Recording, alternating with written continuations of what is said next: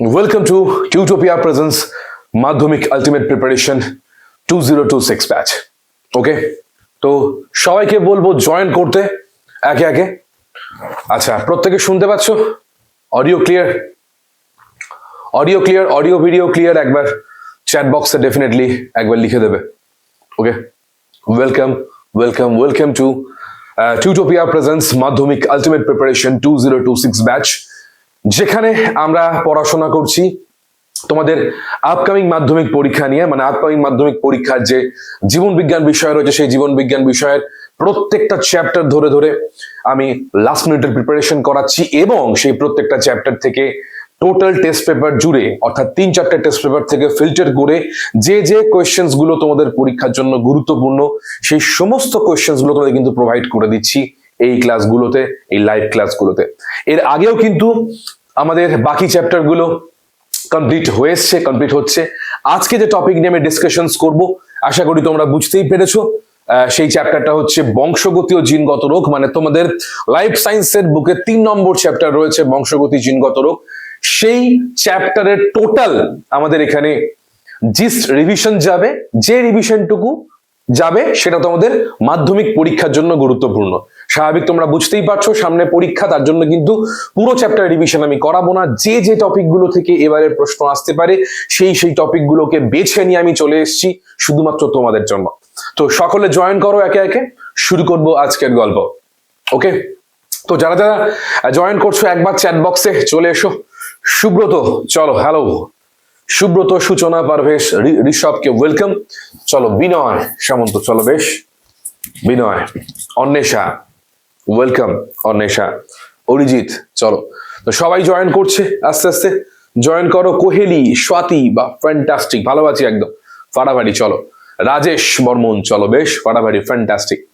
তো শুরু করব আজকের গল্প। ওকে, তাহলে আজকে আমরা শুরু করতে চলেছি, আবার বলছি, তোমাদের মাধ্যমিক আলটিমেট প্রিপারেশন 2026 এই সিরিজের আমাদের লাইফ সায়েন্স ক্লাস 10-এর 3 নম্বর চ্যাপ্টার নিয়ে গল্প। 3 নম্বর চ্যাপ্টারের কুইক রিভিশন, কুইক সাজেশনস, এবং এই চ্যাপ্টার থেকে 2026-এর মাধ্যমিক পরীক্ষায় কোন কোন প্রশ্নগুলো তোমাকে দেখে যেতে হবে সেগুলো কিন্তু ডিসকাশন করব এই লেকচারে। তাহলে শুরু করা যাক। একবার চ্যাট বক্সে গ্রিন সিগন্যাল পেলে আমি শুরু করতে পারবো ঝটপট। সবাইকে রিকোয়েস্ট করব চ্যাট বক্সে একবার গ্রিন সিগন্যাল দিয়ে দাও, তাহলে আমরা শুরু করি আজকের গল্প। ঠিক আছে, চলো শুরু করা যাক। বেশ, তাহলে একইভাবে আমাদের গল্প এখানে দেখে নাও। এই ক্লাসটা 10 তারিখে হওয়ার কথা ছিল, তোমরা পেতে পরে। নেক্সট ক্লাস কিন্তু 17 তারিখে আছে, 23-24-এ কিন্তু তোমরা এই ক্লাসগুলোকে পাবে। অবশ্যই তোমরা কিন্তু দেখে নিচ্ছ এই ফরম্যাটটা, এবং এই প্রত্যেকটা ক্লাসের কিন্তু ভিডিও তোমাদের সুবিধার জন্য, আবার বলছি তোমাদের সুবিধা, তোমাদের অ্যাপে কোনো রকম কোনো অসুবিধা না হয়, সেটা কিন্তু ইউটিউবে দিয়ে দেওয়া হচ্ছে। শুধুমাত্র রিভিশন পোর্শনটুকু কিন্তু দিয়ে দেওয়া হচ্ছে, ডাউট ক্লিয়ারেশন থাকবে না, অবশ্যই দেখে নেবে বিষয়টা। তাই আজকের ক্লাস করার পর যাদের মনে হবে একবার রিভিশন দেখে নেবো, তোমরা কিন্তু ইউটিউব থেকেও দেখে নিতে পারো, এবং ইউটিউব চ্যানেলটার নাম তোমরা প্রত্যেকেই জানো। সবার জন্য আরেকবার বলছি, সেটা হচ্ছে টিউটোপিয়া ক্লাস 10 ইউটিউব চ্যানেল। ঠিক আছে, একবার দেখে নেবে পোর্শনটা। চলো, তো আজকে করব বংশগতি জিনগত রোগ। নেক্সট দিন থাকবে অভিব্যক্তি অভিযোজন, তারপরের দিন থাকবে পরিবেশ চ্যাপ্টার, আর লাস্ট দিন তোমাদের সবাইকে বলে রাখবো অবশ্যই এই ক্লাসে জয়েন করতে, ভিডিওটাকে দেখতে। লাস্ট দিন থাকবে পরীক্ষার দিনের সাজেশন। প্রতি বছরে কিন্তু আমার তরফ থেকে একটা পরীক্ষার দিনের জন্য কিভাবে তোমরা খাতা লিখবে, খাতা সাজাবো, কিভাবে আমরা আঁকবো, কোন কোন ভুলগুলো পরীক্ষার হলে হয়, এই সমস্ত বিষয় নিয়ে কিন্তু ডিসকাশন চলবে। 24 তারিখে লাস্ট দিন, সেই ক্লাসটা কিন্তু কোনোভাবেই মিস করা যাবে না, অবশ্যই দেখে নিচ্ছ। চলো বেশ, চলো এটা দেখে নেবে। তোমাদের 3 নম্বর চ্যাপ্টারের পাঠ বংশগতি জিনগত রোগ। টোটাল 15 নম্বরের প্রশ্ন কিন্তু এখান থেকে রয়েছে। 9খানা কিন্তু প্রশ্ন থাকবে, অবশ্যই দেখে নিচ্ছ। 5 নম্বরের একটা প্রশ্ন থাকছে, ক্রসের কোশ্চেন থাকবে। 2 নম্বরের 2টো, 1 নম্বরের 3টে, মানে অতি সংক্ষিপ্ত ভিএসকিউ আর এমসিকিউ 3টে অবশ্যই। তো চলো শুরু করব আজকের গল্প। ঠিক আছে, ভিজিবল বোর্ড সবার কাছে, স্ক্রিন ভিজিবল সবার কাছে, একবার চ্যাট বক্সে বলবে। ঠিক আছে, তাহলে চলো শুরু করি আজকে। আবার বলছি, যতটুকু তোমাদের পরীক্ষার জন্য দরকার একদম জিসটাকে তুলে নিয়ে এসেছি আজকের ক্লাসের জন্য। ঠান্ডা মাথায় ভালো করে দেখে নাও, বুঝে নাও, চিনে নাও কি বলতে চলেছি আমি। তাহলে আমাদের এই যে গল্পটা আজকে আমরা শুরু করতে চলেছি, দ্যাট ইজ কল বংশগতির কনসেপ্ট, এবং বংশগতি কিভাবে, কেন, কি বৃত্তান্ত, একটা বেসিক জায়গা থেকে উঠবো। বেসিক জায়গা থেকে উঠে আমরা কিন্তু ডিরেক্টলি চলে যাব টপিকে, যেগুলো পরীক্ষার জন্য গুরুত্বপূর্ণ। দেখো, প্রথম কথা হচ্ছে, যদি বংশগতি বা হেরিডিটি বলি, তাহলে বেসিক আমরা কি বলতে পারবো, যে প্যারেন্টাল জিনস, মানে খুব সহজ কথা বলতে পারো, প্যারেন্টাল যে জিন বলতে পারো, বা আমাদের পিতামাতার যে জিন, সেই জিন যদি সন্তানদের মধ্যে চলে আসে, সেই জিন যখন সন্তানদের মধ্যে আসে, তার মানে জিন কি বহন করে, টেকনিক্যালি প্রত্যেকেই জানো, জিন বহন করে হচ্ছে বৈশিষ্ট্য, তাই তো? তাহলে পিতামাতার মাধ্যমে বা পিতামাতার থেকে বৈশিষ্ট্য যদি সন্তানদের মধ্যে আসে, এবং সেই সন্তান যখন ধরো আবার পিতামাতা হবে পরবর্তীকালে, সেখান থেকেও আবার তার সন্তানদের মধ্যে যাবে, মানে বংশ পরম্পরায় যখন কোনো বৈশিষ্ট্য বা জিনগত বৈশিষ্ট্য যখন আমরা রান করতে দেখছি, তখন সেই কনসেপ্টকেই আমরা হেরিডিটি বা বংশগতি বলি। এর বেশি কিছু দরকার নেই, জাস্ট কনসেপ্টটুকুর জন্য বললাম।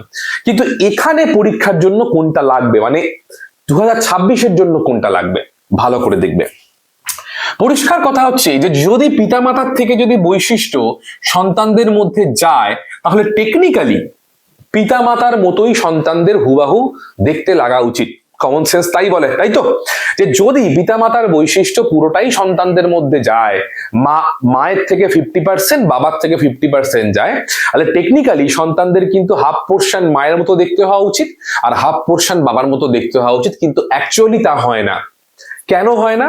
সেখানে কিন্তু আমি দেখতে পাই সন্তানকে, হ্যাঁ, খানিকটা মায়ের মতো মনে হচ্ছে দেখতে, খানিকটা বাবার হতো মনে হচ্ছে দেখতে, কিন্তু পুরোপুরি বাবা বা মা কারোর মতোই নয়। কেন? কারণ এখানে চলে আসছে হচ্ছে ভেরিয়েশনের গল্প, এখানে হচ্ছে ভেরিয়েশনের গল্প, অর্থাৎ প্রকরণের গল্প, যা তোমরা 4 নম্বর চ্যাপ্টারে পড়েছো, আরেকবার মনে করিয়ে দিলাম। ভ্যারিয়েশন বা প্রকরণের কিন্তু গল্প এখানে রয়েছে, মানে বিভিন্নতা বা বৈচিত্র্যের গল্প বলতে পারো। তাহলে এবার কোয়েরি আসবে, যদি ভ্যারিয়েশনের কথাই এখানে থাকে, তাহলে ভ্যারিয়েশনটা আসবে কি করে, বৈচিত্র্যতা আসবে কি করে, এই ভিন্নতা আসবে কি করে? এই 3টে পয়েন্ট ভালো করে পরীক্ষার জন্য পড়ে যাবে, খাতায় নোট করো, মাথায় নোট করো, দেখে নাও। সেটা হচ্ছে 1 নম্বর পয়েন্ট হচ্ছে জেনেটিক রিকম্বিনেশন, বাংলায় দেখবে লেখা আছে জিনের পুনঃসংযুক্তি। আর একটা লেখা আছে হচ্ছে মিউটেশন, মানে যাকে বাংলায় বলা আছে পরিবৃত্তি। আর একটা লেখা আছে এনভায়রনমেন্টাল চেঞ্জ এফেক্ট, মানে হচ্ছে পরিবেশগত প্রভাব। এই 3টে জিনিস এবারের পরীক্ষার জন্য ভালো করে পড়বে। স্যার, এখান থেকে কিরকম কোশ্চেন আসতে পারে? এখান থেকে তোমার কোশ্চেন আসতে পারে যে নিচের কোন বিষয়টি, ভালো করে শুনবে, নিচের কোন বিষয়টি একটি জীবের ভ্যারিয়েশনের জন্য দায়ী নয় বলে এখানে 3খানা অপশন দিয়ে দিল, আর তার সাথে আরো 1খানা অন্য অপশন দিয়ে দিল। তাহলে যে অপশনটি দায়ী নয়, তোমাকে সেই অপশনটি লিখে উত্তরটা কমপ্লিট করতে হবে। বুঝতে পারলে কোশ্চেনের প্যাটার্ন? বলবে হ্যাঁ কিনা। সবার কাছে ক্লিয়ার? প্যাটার্ন প্রত্যেকের কাছে ক্লিয়ার? আমি কিন্তু আবার বলছি, বারবার বলছি, আমি কিন্তু প্যাটার্ন অ্যানালিসিসে বিশ্বাস করি, কারণ প্যাটার্ন জানা ভীষণভাবে দরকার যে কোনো পরীক্ষার ক্ষেত্রে। এটা ভালো করে দেখে যাচ্ছ।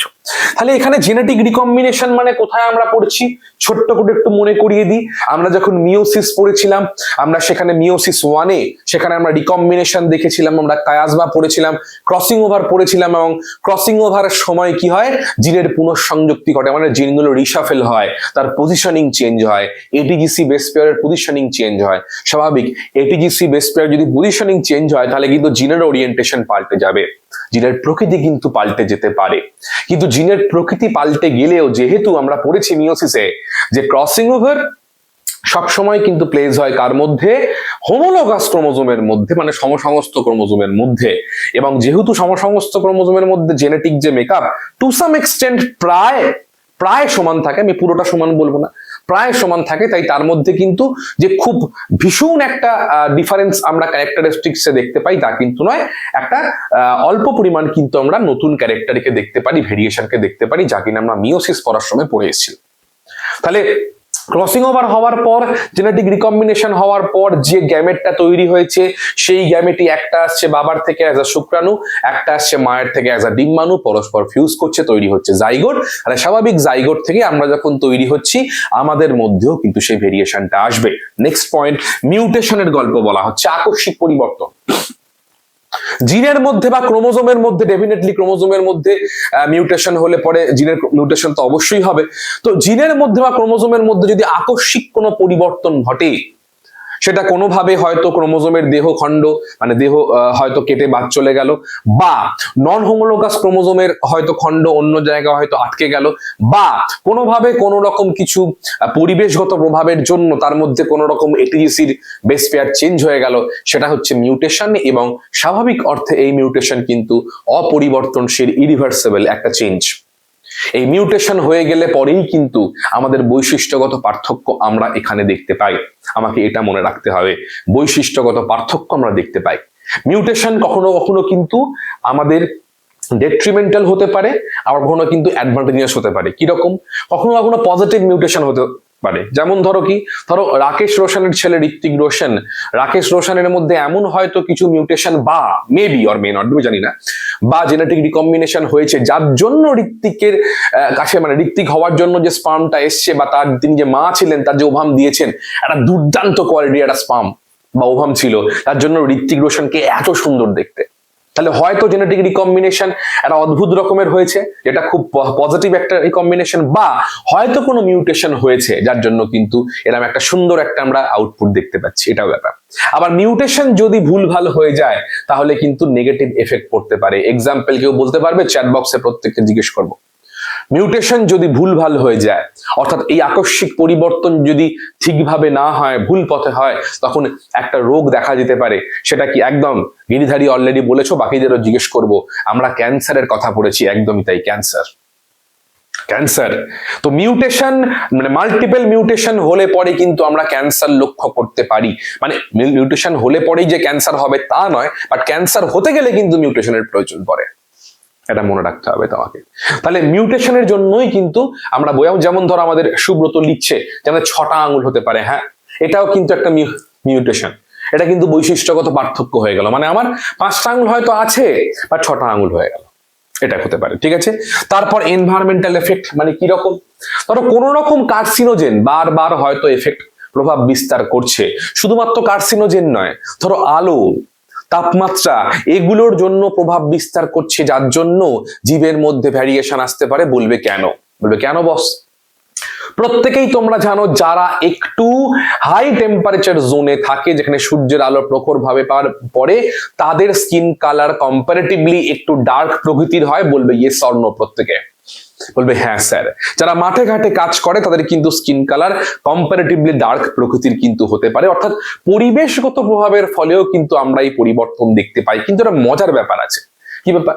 ধরো আমি মাঠে ঘাটে কাজ করি, আমার রোদে পুরো স্কিন কালার কালো হয়ে গেল, এটা কিন্তু ম্যান্ডেটরি নয় যে আমার সন্তানও সেও কালো হয়ে জন্মাবে। দ্যাট মিনস এটা তখনই হওয়া সম্ভব যখন এই কালো হওয়ার বৈশিষ্ট্যের যে জিন, সেটা যদি আমার শুক্রাণুর মধ্যে থাকে, যদি আমার শুক্রাণুর মধ্যে সেই পরিবর্তনটা হয়। কারণ শুক্রাণুই একমাত্র তোমার কোষ যা থেকে সাধারণ নিয়মে কিন্তু নতুন অপত্য তৈরি হতে পারে মানুষের ক্ষেত্রে। ওদিক থেকে ডিম্বাণু তো অবশ্যই আসবে। তাহলে যদি এটা জিনের মধ্যে ইনবিল্ড হয় এবং সে যদি শুক্রাণুর জিন হয়, তাহলে কিন্তু সেটা আমার ছেলের মধ্যেও বা সন্তানদের মধ্যেও কিন্তু যেতে পারে। তাহলে পরিবেশগত প্রভাবটা কিন্তু অবশ্যই বলে দিলাম, দেখে নেবে। এই 3টে পার্টকে ভালো করে দেখে যাচ্ছ, ভালো কথা, অসুবিধা নেই। নেক্সট আমরা কি দেখবো? আমরা নেক্সট যে জিনিসটাকে দেখবো, ভালো করে বুঝবে কিছু কনসেপ্ট যেটা বারবার দরকার পড়ে। কারণ তোমরা প্রত্যেকেই বিষয়টা জানবে যে এর পরবর্তীতে তোমাদের যখন তোমরা জেনেটিক্স নিয়ে যখন তোমরা পড়বে, যখন নিট নিয়ে যখন তোমরা পড়বে, তখন কিন্তু এই কনসেপ্টটা তো বারবার কিন্তু পড়তেই হবে। তাই আরেকবার সবাইকে একটু ক্লিয়ার করে দিচ্ছি বিষয়টিকে। ঠিক আছে, চলো বেশ। হ্যাঁ একদম। তো পরিষ্কার কথা, আমরা কিন্তু বৈশিষ্ট্য নিয়ে মোটামুটি কথা বলবো, এবং বৈশিষ্ট্য নিয়ে কথা বলতে গিয়ে আমরা দেখলাম সেখানে ভেরিয়েশন এসছে, এবং ভেরিয়েশনের দেখবে 2টো করে উদাহরণ তোমাদের বইতে দেওয়া আছে। সেখানে আমরা কি দেখতে পাই? আমরা সেখানে দেখতে পাই যে একটা মুক্ত কানের লতি, একটা যুক্ত কানের লতি, আর একটা রোলার জীব, একটা স্বাভাবিক জীব। ঠিক আছে, এই আমরা কিন্তু ভেরিয়েশন দেখতে পাই। মুক্ত কানে মানে কানের লতিগুলো মুক্ত ওপেন হতে পারে, কারো জোড়া হতে পারে, কেউ জিভটাকে রোল করতে পারে, কেউ করতে পারে না, এরকম কিন্তু ভেরিয়েশন আমরা দেখতে পাই। স্যার এগুলো ছাড়া আর কিছু নেই? নিঃসন্দেহে আছে। চোখের কালার বলতে পারো, কারো চোখের কালার নীল, কারো ব্রাউন, কারো কটা। স্কিন কালার বলতে পারো, কারো ধরো একদম খুব ডার্ক, কারো একদম হোয়াইট, কারো ধরো ব্রাউন, কারো হালকা ব্রাউন, কারো ডার্ক ব্রাউন, এরকম কিন্তু হতে পারে। হেয়ার কালারও হতে পারে, কোনো অসুবিধা নেই। মানে হেয়ার কোয়ালিটিও হতে পারে, কারো ধরো কোকড়ানো চুল, কারো স্ট্রেট চুল হতে পারে। তো জাস্ট তোমাদের সিলেবাসের মধ্যে করে এটা আছে, তো এটাই দেখে যেতে পারো। মানে এখান থেকেই এলে প্রশ্ন আসবে। যদি কেউ উদাহরণ এক্সট্রা দিতে চাও তো দেন গো ফর ইট, অনেক উদাহরণ কিন্তু মার্কেটে আছে। ওকে, চলো। তো এবার যে বক্তব্যটা সেটা হচ্ছে যে যখন আমরা বৈশিষ্ট্যের কথা যখন বললাম, তাহলে বৈশিষ্ট্য মানে যাকে আমরা ইংলিশে বলবো ক্যারেক্টার, ভালো করে বুঝতে হবে, একেই আমরা ট্রেট বলতে পারি। আর এই বৈশিষ্ট্য বা ট্রেট হলো ফেনোটাইপ, মানে যেটা বাইরে থেকে দেখা যায়, ঠিক কিনা? বলবে ইয়েস স্যার। বৈশিষ্ট্য বা ট্রেটই কিন্তু বাইরে থেকে দেখা যায় ফেনোটাইপ। তাহলে যদি ফেনোটাইপের কথা বলি, সেই বৈশিষ্ট্য কার দ্বারা নিয়ন্ত্রিত হয়? অলরেডি আমরা পড়েছি সারা বছর ধরে, প্রত্যেকেই জানি সেটা কিন্তু জিন দ্বারা নিয়ন্ত্রিত হয়। কিন্তু সেই জিনকেই মেন্ডেল কি বলে অভিহিত করেছিলেন? সেই জিনকেই মেন্ডেল কিন্তু ফ্যাক্টর বলে অভিহিত করেছিলেন, কারণ মেন্ডেলের সময় কিন্তু জিন আবিষ্কার হয়নি। ওকে, এবার যদি এই জিন হয় তাহলে টেকনিক্যালি এই জিন আমরা কোথায় পাবো? এই জিন আমরা পাবো হচ্ছে ডিএনএ এর মধ্যে। বলবে কেন স্যার ডিএনএ এর মধ্যে পাবো? কারণ আমরা জিনের সংজ্ঞা পড়তে গিয়ে পড়েছিলাম functional part of a DNA it's call জিন। প্রত্যেকের মনে আছে? বলবে হ্যাঁ কিনা চ্যাট বক্সে। The functional part of a DNA it's called gene, মানে ডিএনএ এর যেটুকু ফাংশনাল পার্ট তাকে আমরা জিন বলতে পারি। তার মানে জিন থাকে ডিএনএ এর মধ্যে। এবার আমরা অলরেডি কিন্তু 9 এবং 10 খানিকটা পড়েছি যে ডিএনএ কিন্তু কি হয়, হিস্টোন প্রোটিনের চারপাশে, মেনলি আমরা সেকেন্ড চ্যাপ্টারেই পড়ে এসেছি, এই হিস্টোন প্রোটিনের চারপাশে কুণ্ডলীকৃত হয়ে নিউক্লিওজোম মডেল তৈরি করে তারপর আরো কুণ্ডলীকৃত হয়ে আলটিমেটলি কি তৈরি করবে? সে ক্রোমাটিড তৈরি করবে, সে ক্রোমোজোম তৈরি করবে। তো দেখে নাও ডিএনএ থেকেই কিন্তু ক্রোমোজোম পাবো টেকনিক্যালি। তাহলে এখান থেকে বক্তব্যটা কি দাঁড়াতে পারে? যে কোনো ট্রেট জিন দ্বারা কন্ট্রোলড হয়? বলবে ইয়েস। যে কোনো ট্রেট ডিএনএ দ্বারা কন্ট্রোলড হয়? বলবে হ্যাঁ। যে কোনো ট্রেট ক্রোমোজোম দ্বারা কন্ট্রোল হয়? বলবে ইয়েস। এটা কিন্তু বক্তব্যের বিষয় হচ্ছে ট্রেট কন্ট্রোল হওয়ার যে ফ্যাক্টর বা জিন, এটা হচ্ছে ক্ষুদ্রতম একক, আর এটা হচ্ছে বৃহত্তম এককের মধ্য দিয়ে কিন্তু পড়ে। কেন? এই জিন বা ডিএনএ গুলোই কুণ্ডলীকৃত হয়ে ক্রোমোজোম কিন্তু গঠন করে। তাহলে টেকনিক্যালি আমরা যদি দুটোখানা ক্রোমোজোমকে আঁকার চেষ্টা করি, তাহলে ক্রোমোজোমকে আঁকলে পরে এখানে ভালো করে দেখে নেবে, এখানে কিন্তু আমরা দুটো করে জিনের লোকেশনকে দেখিয়ে দিয়েছি, ভালো করে দেখবে। এই একটা ক্রোমোজোম, এই একটা ক্রোমোজোম। স্যার এগুলো কিরকম ক্রোমোজোম স্যার? তর্কের খাতিরে নিলাম এটা হচ্ছে হোমোলোগাস ক্রোমোজোম, মানে সমসংস্থ ক্রোমোজোমের পার। হোমোলোগাস ক্রোমোজোম বা সমসমস্ত ক্রোমোজোমের গল্প। এখন এই সমসমস্ত ক্রোমোজোমের যখন গল্প আমি বলবো, এই ক্রোমোজোমের দেখে নেব এইখানে একটা জিন রেখেছি আর এইখানে একটা জিন রেখেছি। স্যার দুখানা জিন মানে? দেখো স্যার দুখানা জিনের কিন্তু কালার এক, দুখানা জিনের কিন্তু কালার আমি এখানে একই রেখেছি, মানে একই ধরনের জিনকে দুটো হোমোলোগাস ক্রোমোজোমের একই লোকেশনে আমি এখানে প্লেস করেছি। তার মানে এইখানে জিনকে পাওয়ার সম্ভাবনা আমার বেড়ে গেল। তাহলে এই জায়গাটাকে আমরা কি বললাম? লোকাস বললাম। বলবে ইয়েস স্যার। বুঝতে পারলাম? এটা হলো লোকাস, কারণ এখানে আমি খুঁজছি। একই রকম ভাবে এই দুটো জিনের লোকাস হচ্ছে এইটা, এই দুটো জিনের লোকাস হচ্ছে এইটা। এবার বক্তব্যের বিষয় হচ্ছে দেখো এইখানেও আমি একই ধরনের জিন, মানে ধরে নিতে পারি এখানে ক্যাপিটাল এ, এখানে ক্যাপিটাল এ বললাম। আচ্ছা বেশ, এখানে এক কালার জিন, মানে এখানে হচ্ছে ক্যাপিটাল এ, কিন্তু এখানে অন্য কালার জিন, মানে সাদা স্মল এ আমি এখানে ধরলাম। বেশ, অসুবিধে কিছু নেই। আবার এইখানে ধরলাম আমি স্মল এ বা স্মল এ আমি এখানে ধরলাম।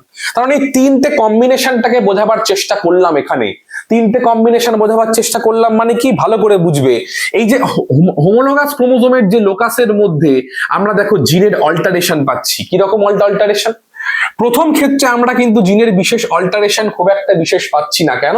কারণ আমাকে বলছে দুটো একই ধরনের জিন রয়েছে, যদিও তার মধ্যে ফান্ডামেন্টাল কিছু কিছু পরিবর্তন হয়, তাও ছেড়ে দাও সেটা। তারপর নেক্সট অপশনে দেখলাম এখানে ক্যাপিটাল, এখানে স্মল এ, তার মানে জিনের এখানে অল্টারেশন রয়েছে, একটু পরিবর্তন রয়েছে, একটু রূপভেদ রয়েছে। ঠিক একই রকম ভাবে এইখানেও ছোট বাহুর মধ্যে স্মল এ আমরা কিন্তু জিনের বিশেষ অল্টারেশন পেলাম না, কিন্তু দুটো লোকাসের মধ্যে দুখানা জিনকে পেলাম। তাহলে এই সমস্ত জিনগুলোকে যা কিনা হোমোলোগাস ক্রোমোজোমের একটি নির্দিষ্ট বিন্দুতে অবস্থান করে, সেই জিনগুলোকে কি বলবো? একে অপরকে কি বলবো? বলে ফেলো প্রত্যেকে। জিনের রূপভেদ, একে অপরের রূপভেদকে আমরা কি বলবো? তাকে আমরা বলবো হচ্ছে অ্যালিল কনসেপ্ট। লোকাস তো লোকেশনটা, এদের আমি কি বলবো? আমি এদের বলে দেবো হচ্ছে অ্যালিল। এদের আমি কি বলে দেবো? এদের বলে দেবো হচ্ছে অ্যালিল। এবার ভালো করে বুঝতে হবে, যদি ক্যাপিটাল ভাই কমন সেন্সের দরকার আছে, মুখস্থ না করলেও চলবে। যদি আমি ক্যাপিটালে বলি, স্যার কেন ক্যাপিটালটি বললে হবে? বলবে হ্যাঁ স্যার হবে, কোনো অসুবিধা নেই। যদি ক্যাপিটালে আমি বলি তাহলে হোমো অ্যালিল বলতে পারবো? বলবে হ্যাঁ কিনা প্রত্যেকে? Yes or no?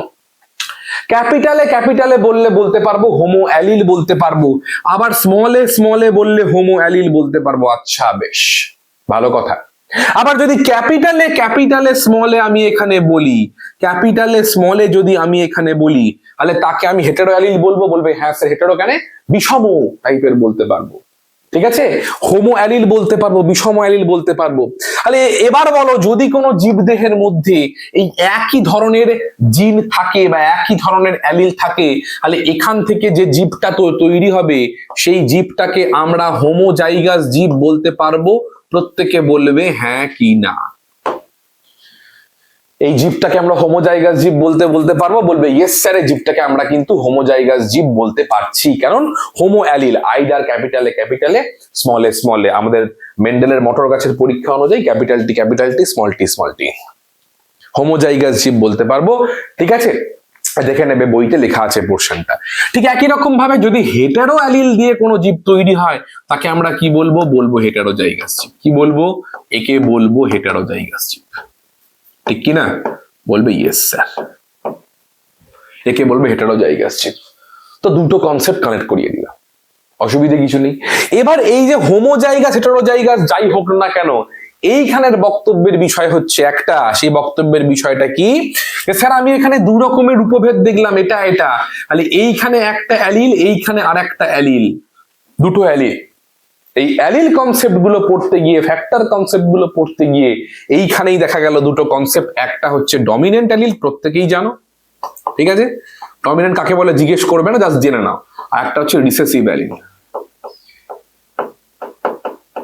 Recessive allele.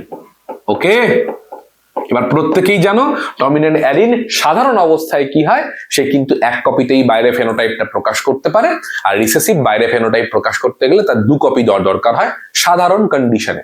আবার বলছি নর্মাল কন্ডিশনে। কেন? কারণ প্রত্যেকেই বই পড়েছি, এর কিন্তু পরবর্তীকালে অনেক কিছু ব্যতিক্রম বেরিয়ে এসছে, সেটা আমরা পরে দেবো।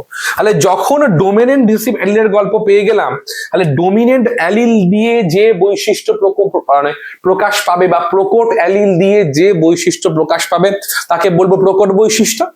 একই রকম ভাবে প্রচ্ছন্ন অ্যালিল বা রিসেসিভ অ্যালিল দিয়ে যে ফেনোটাইপ প্রকাশ পাবে, তাকে বলবো রিসেসিভ ক্যারেক্টার বা প্রচ্ছন্ন বৈশিষ্ট্য। গল্প এখানে শেষ। তাহলে নেক্সট কি হবে? এইবার যেটা আমরা একটু আগে বৈশিষ্ট্যগুলো পড়ে এলাম, অর্থাৎ এই যে মুক্ত কানের লতি আর যুক্ত কানের লতি, দেখে নাও ভালো করে। মুক্ত কানের লতি এবং রোলার জীব হচ্ছে প্রকট বৈশিষ্ট্য, ভালো করে দেখে নেবে, পরীক্ষায় প্রশ্ন আসতে পারে কোনটা প্রকট কোনটা প্রচ্ছন্ন। অপরদিকে যুক্ত কানের লতি আর স্বাভাবিক জীব হচ্ছে প্রচ্ছন্ন বৈশিষ্ট্য। একটুখানি ক্রোমোজোমের গল্প দেখে নেবে। জীবের ক্ষেত্রে ক্রোমোজোম নাম্বার 22 দিয়ে কন্ট্রোল হয়, আর কানের লতির ক্ষেত্রে ক্রোমোজোম নাম্বার 2। যদিও শুধুমাত্র ক্রোমোজোম নাম্বার 2 বলা যায় না, কারণ এটা হচ্ছে তোমার মাল্টিপল জিন দিয়ে কন্ট্রোল হতে পারে। মোটামুটি একটা ডেটা রয়েছে ক্রোমোজোম নাম্বার 2 এর মধ্যে থাকা বেশ কিছু জিন দিয়ে আমাদের কানের লতি যুক্ত হবে না মুক্ত হবে সেটা কন্ট্রোল হতে পারে। আবার বলছি, এটা কিন্তু মাল্টিপল জিন দিয়ে কন্ট্রোল হয়, একটা বা দুটো জিন দিয়ে কিন্তু কোনোভাবেই কিন্তু কন্ট্রোল হয় না। চলে আসছে, অসুবিধে কিছু নেই, একদম একদম একদম। চলো, এই হলো গল্প, ঠিক আছে? তাহলে তুমি কি দেখে যাচ্ছ? একবার এই কনসেপ্টটা দেখে যাবে। যদি এখান থেকে একটু ঘুরিয়ে কিছু প্রশ্ন দেয়, লোকাস টোকাস দিয়ে, জিন টিন দিয়ে, এখানে কি কারণে ভেরিয়েশন আসতে পারে দেখছো, আর প্রকট বৈশিষ্ট্য, 3টে টপিক তোমার এখানে পড়তে হবে, তাহলেই এনাফ, আর কিছু লাগবে না। স্যার হোমোজাইগাস কাকে বলে? দেবে না পরীক্ষায়। হাইব্রিডেশন কাকে বলে? দেবে না পরীক্ষায়, নিশ্চিন্ত থাকো। এবার চলে এসো মেন্ডেল এক্সপেরিমেন্ট কি নিয়ে কাজ করেছে এবারের মাধ্যমিক পরীক্ষার জন্য। সবাই ঠান্ডা মাথায় ভালো করে কান খুলে শুনে নাও। এবারের মাধ্যমিক পরীক্ষার জন্য মেন্ডেলের যে মটর গাছের 7 জোড়া বৈশিষ্ট্য, এইটা তোমাকে ভালো করে দেখে যেতেই হবে। তোমরা প্রত্যেকে টেস্ট পেপার করছো, টেস্ট পেপারের কোয়েশ্চেন দেখেছো। মটর গাছের 7 জোড়া বৈশিষ্ট্য আমরা কেবল লম্বা আর বেটে নিয়ে দেখবে, তোমাদের এক্সপেরিমেন্ট দেওয়া আছে বইতে। লম্বা বেটে ছাড়াও আর যে 6 জোড়া বৈশিষ্ট্য ভালোভাবে দেখে যাবে কোনটা প্রকট বৈশিষ্ট্য কোনটা প্রচ্ছন্ন বৈশিষ্ট্য। প্রশ্ন এরকম আসছে টেস্ট পেপারের মধ্যে যে বীজের কতগুলি প্রকট বৈশিষ্ট্য আমরা লক্ষ্য করতে পারি, মানে তোমাকে সেটা একবার ফিল্টার করে নিতে হবে। বীজের কতগুলো বৈশিষ্ট্য, ফলের কতগুলো বৈশিষ্ট্য।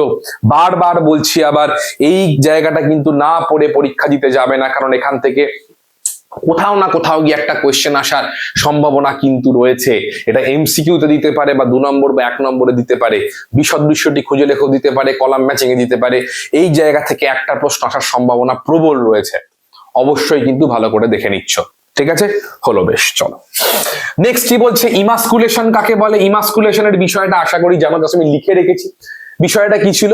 বিষয়টা ছিল যদি উভয় লিঙ্গ ফুল, অর্থাৎ মটর ফুল তো উভয় লিঙ্গ ফুল, আর এই মটর ফুল থেকে যখন আমরা ধরো তোমার তার মানে সেই মটর ফুলকে আমি ধরো একটি স্ত্রী ফুল বা ফিমেল ফ্লাওয়ারে কনভার্ট করতে চাই, তাহলে কি করতে হয়, তার পুংকেশর গুলোকে কুচকুচ করে কেটে দিলাম, কেটে দিয়ে তাকে ব্যাগিং বা ট্যাগিং করলাম। ব্যাগিং মানে যাতে না যেহেতু অন্য কোনো রেণু এসে মিলিত হতে পারে গর্ভমুণ্ডে, তো তখন এই পদ্ধতিকে বলা হচ্ছে ইমাস্কুলেশন। মানে হচ্ছে তোমার একটি উভলিঙ্গ ফুল থেকে পুংকেশর বা পুরুষ অংশটিকে কেটে বাদ দিলে ফুলটি স্ত্রী ফুলে পরিণত হয়, এই পদ্ধতিকে ইমাস্কুলেশন বলে। একবার দেখে যাচ্ছ, গুরুত্বপূর্ণ নয়, তাও যদি কলাম ম্যাচিং এ চলে আসে একবার দেখে যাবে, ঠিক আছে। নেক্সট হচ্ছে এবার হরিলুট প্রশ্ন, মামা প্রশ্ন। আমার কাছে মামা কোশ্চেন বলা হয় এটা। হরিলুট প্রশ্নটা জাস্ট গল্প করবে, মুখস্থ করবে, লিখে যাবে। সাফল্যের কারণ কেন নির্বাচন করে, এই যে আলাদা করে বরং নেই, এটা হচ্ছে সাপোর্টিভ কোশ্চেন। সাপোর্টিভ কোশ্চেন মানে কোনো কোশ্চেনের পেছনে হয়তো কেউ একটু পাঞ্চ করতে পারে বা সম্ভাবনা আসার খুব কম। এবারের এরকম পরীক্ষা সাধারণত মাধ্যমিকের মধ্যে এখন আসে না, কিন্তু যেহেতু সামনে ভোট আসছে এবং ভোটের সময় একটু নম্বর ভালো ওঠার একটা মানে টেন্ডেন্সি থাকে সব জায়গাতেই বিভিন্ন সময়, তো তার জন্য অবশ্যই তোমরা একটু দেখে যাবে সাফল্যের কারণ কি এবং কেন নির্বাচন করেন। এই নিয়ে আমাকে আলাদা আলাদা করে পড়াবার কিছু নেই, আশা করি এটা তোমরা পড়ে নিতে পারবে, ঠিক আছে। হয়ে গেল। এইবার বক্তব্যের বিষয় হচ্ছে মনোহাইব্রিড ক্রস। চিন্তা নেই, চেকার বোর্ড দেখাবো, আমি তো আছি, চেকার বোর্ড দেখাবো বলেই তো আছি। আগে বেসিকটা দেখিয়ে নি ভালো করে।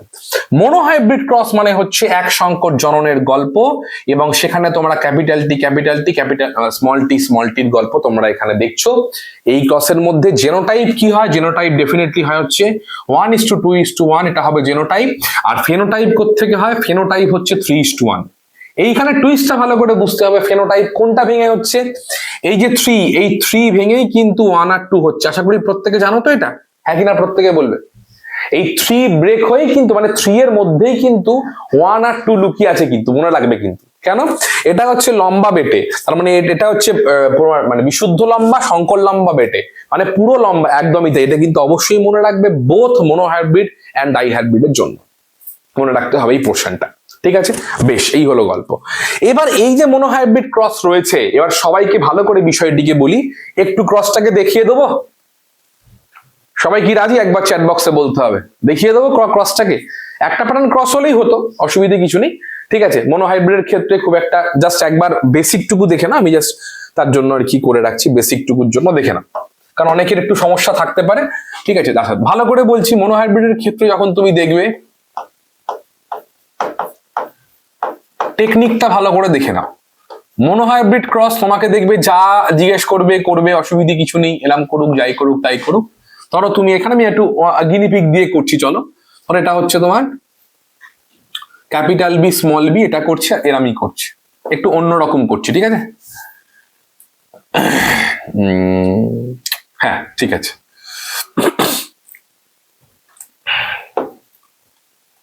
আমি কি ঠিক লিখছি না ভুল লিখছি? আমি কি ঠিক লিখলাম না ভুল লিখলাম? ঠিক লিখেছি না ভুল লিখেছি? ঠিক লিখেছি না ভুল লিখেছি? এরকম হতে পারে ক্রস? হ্যাঁ, মনোহাইব্রিড তো একই বৈশিষ্ট্য। চলো ছেড়ে দাও, তাহলে কি হবে এখানে দেখে নাও। অনেক টাইপই হতে পারে, অসুবিধা কিছু নেই। ধরো এখান থেকে একটা টাইপ আমি বললাম, এইটা লিখলাম,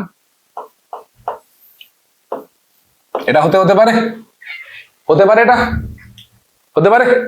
চলো বেশ, তাহলে যখন ক্রস বলা হচ্ছে, যা যা ফেনোটাইপ ধরো লিখছো এখানে, কি ফেনোটাইপ, সংকর লম্বা বা বিশুদ্ধ লিখলে, আমি আগেও বলেছি এখানে লিখবে হচ্ছে পি জনু, সবার কাছে ক্লিয়ার করা দরকার। এবার এখান থেকে কি তৈরি হবে, গ্যামেট তৈরি হবে, মানে হচ্ছে বি এরকম দেখাবে, আর তারপরে হচ্ছে স্মল বি এরকম দেখাবে।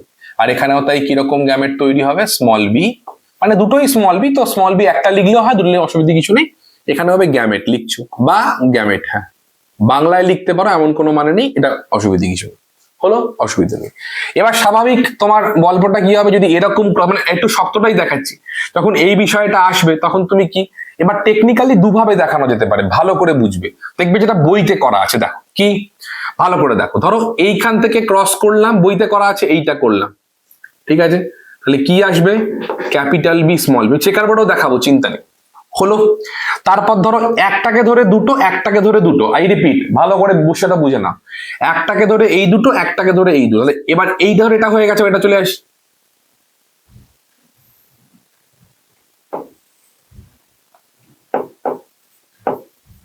যদি কোনো লাইন ক্রস হয়ে যায়, তাকে ম্যানেজ করার টেকনিক দেখে নিলে বলবে হ্যাঁ ইয়েস অর নো প্রত্যেকে, কেউ দেখাবে না তোমাকে এটা। যদি কোনো লাইন ক্রস হয়ে যায়, ম্যানেজ করার টেকনিক দেখে নিলে এইটা হলো তার টেকনিক। এখান থেকে আমরা বুঝতে পারবো বিষয়টা যে লাইনটার উপর দিয়ে ক্রস করে গেছে। ঠিক আছে, বেশ, এটা হলো একটা। নেক্সট একটা অন্য কালারে দেখি কি হবে। এবার এটা দিয়ে দেখে নাও, স্মল বি, আর এটা দিয়ে দেখে নাও, এটা হচ্ছে স্মল বি। ঠিক আছে, দেখে নিচ্ছ। তাহলে কি হবে, এই ফরম্যাটটা কিন্তু আমরা এখানে পেতে চলেছি। এটা হলো এইভাবে লেখা, কিন্তু আমি এভাবে করাটা প্রেফার করি না।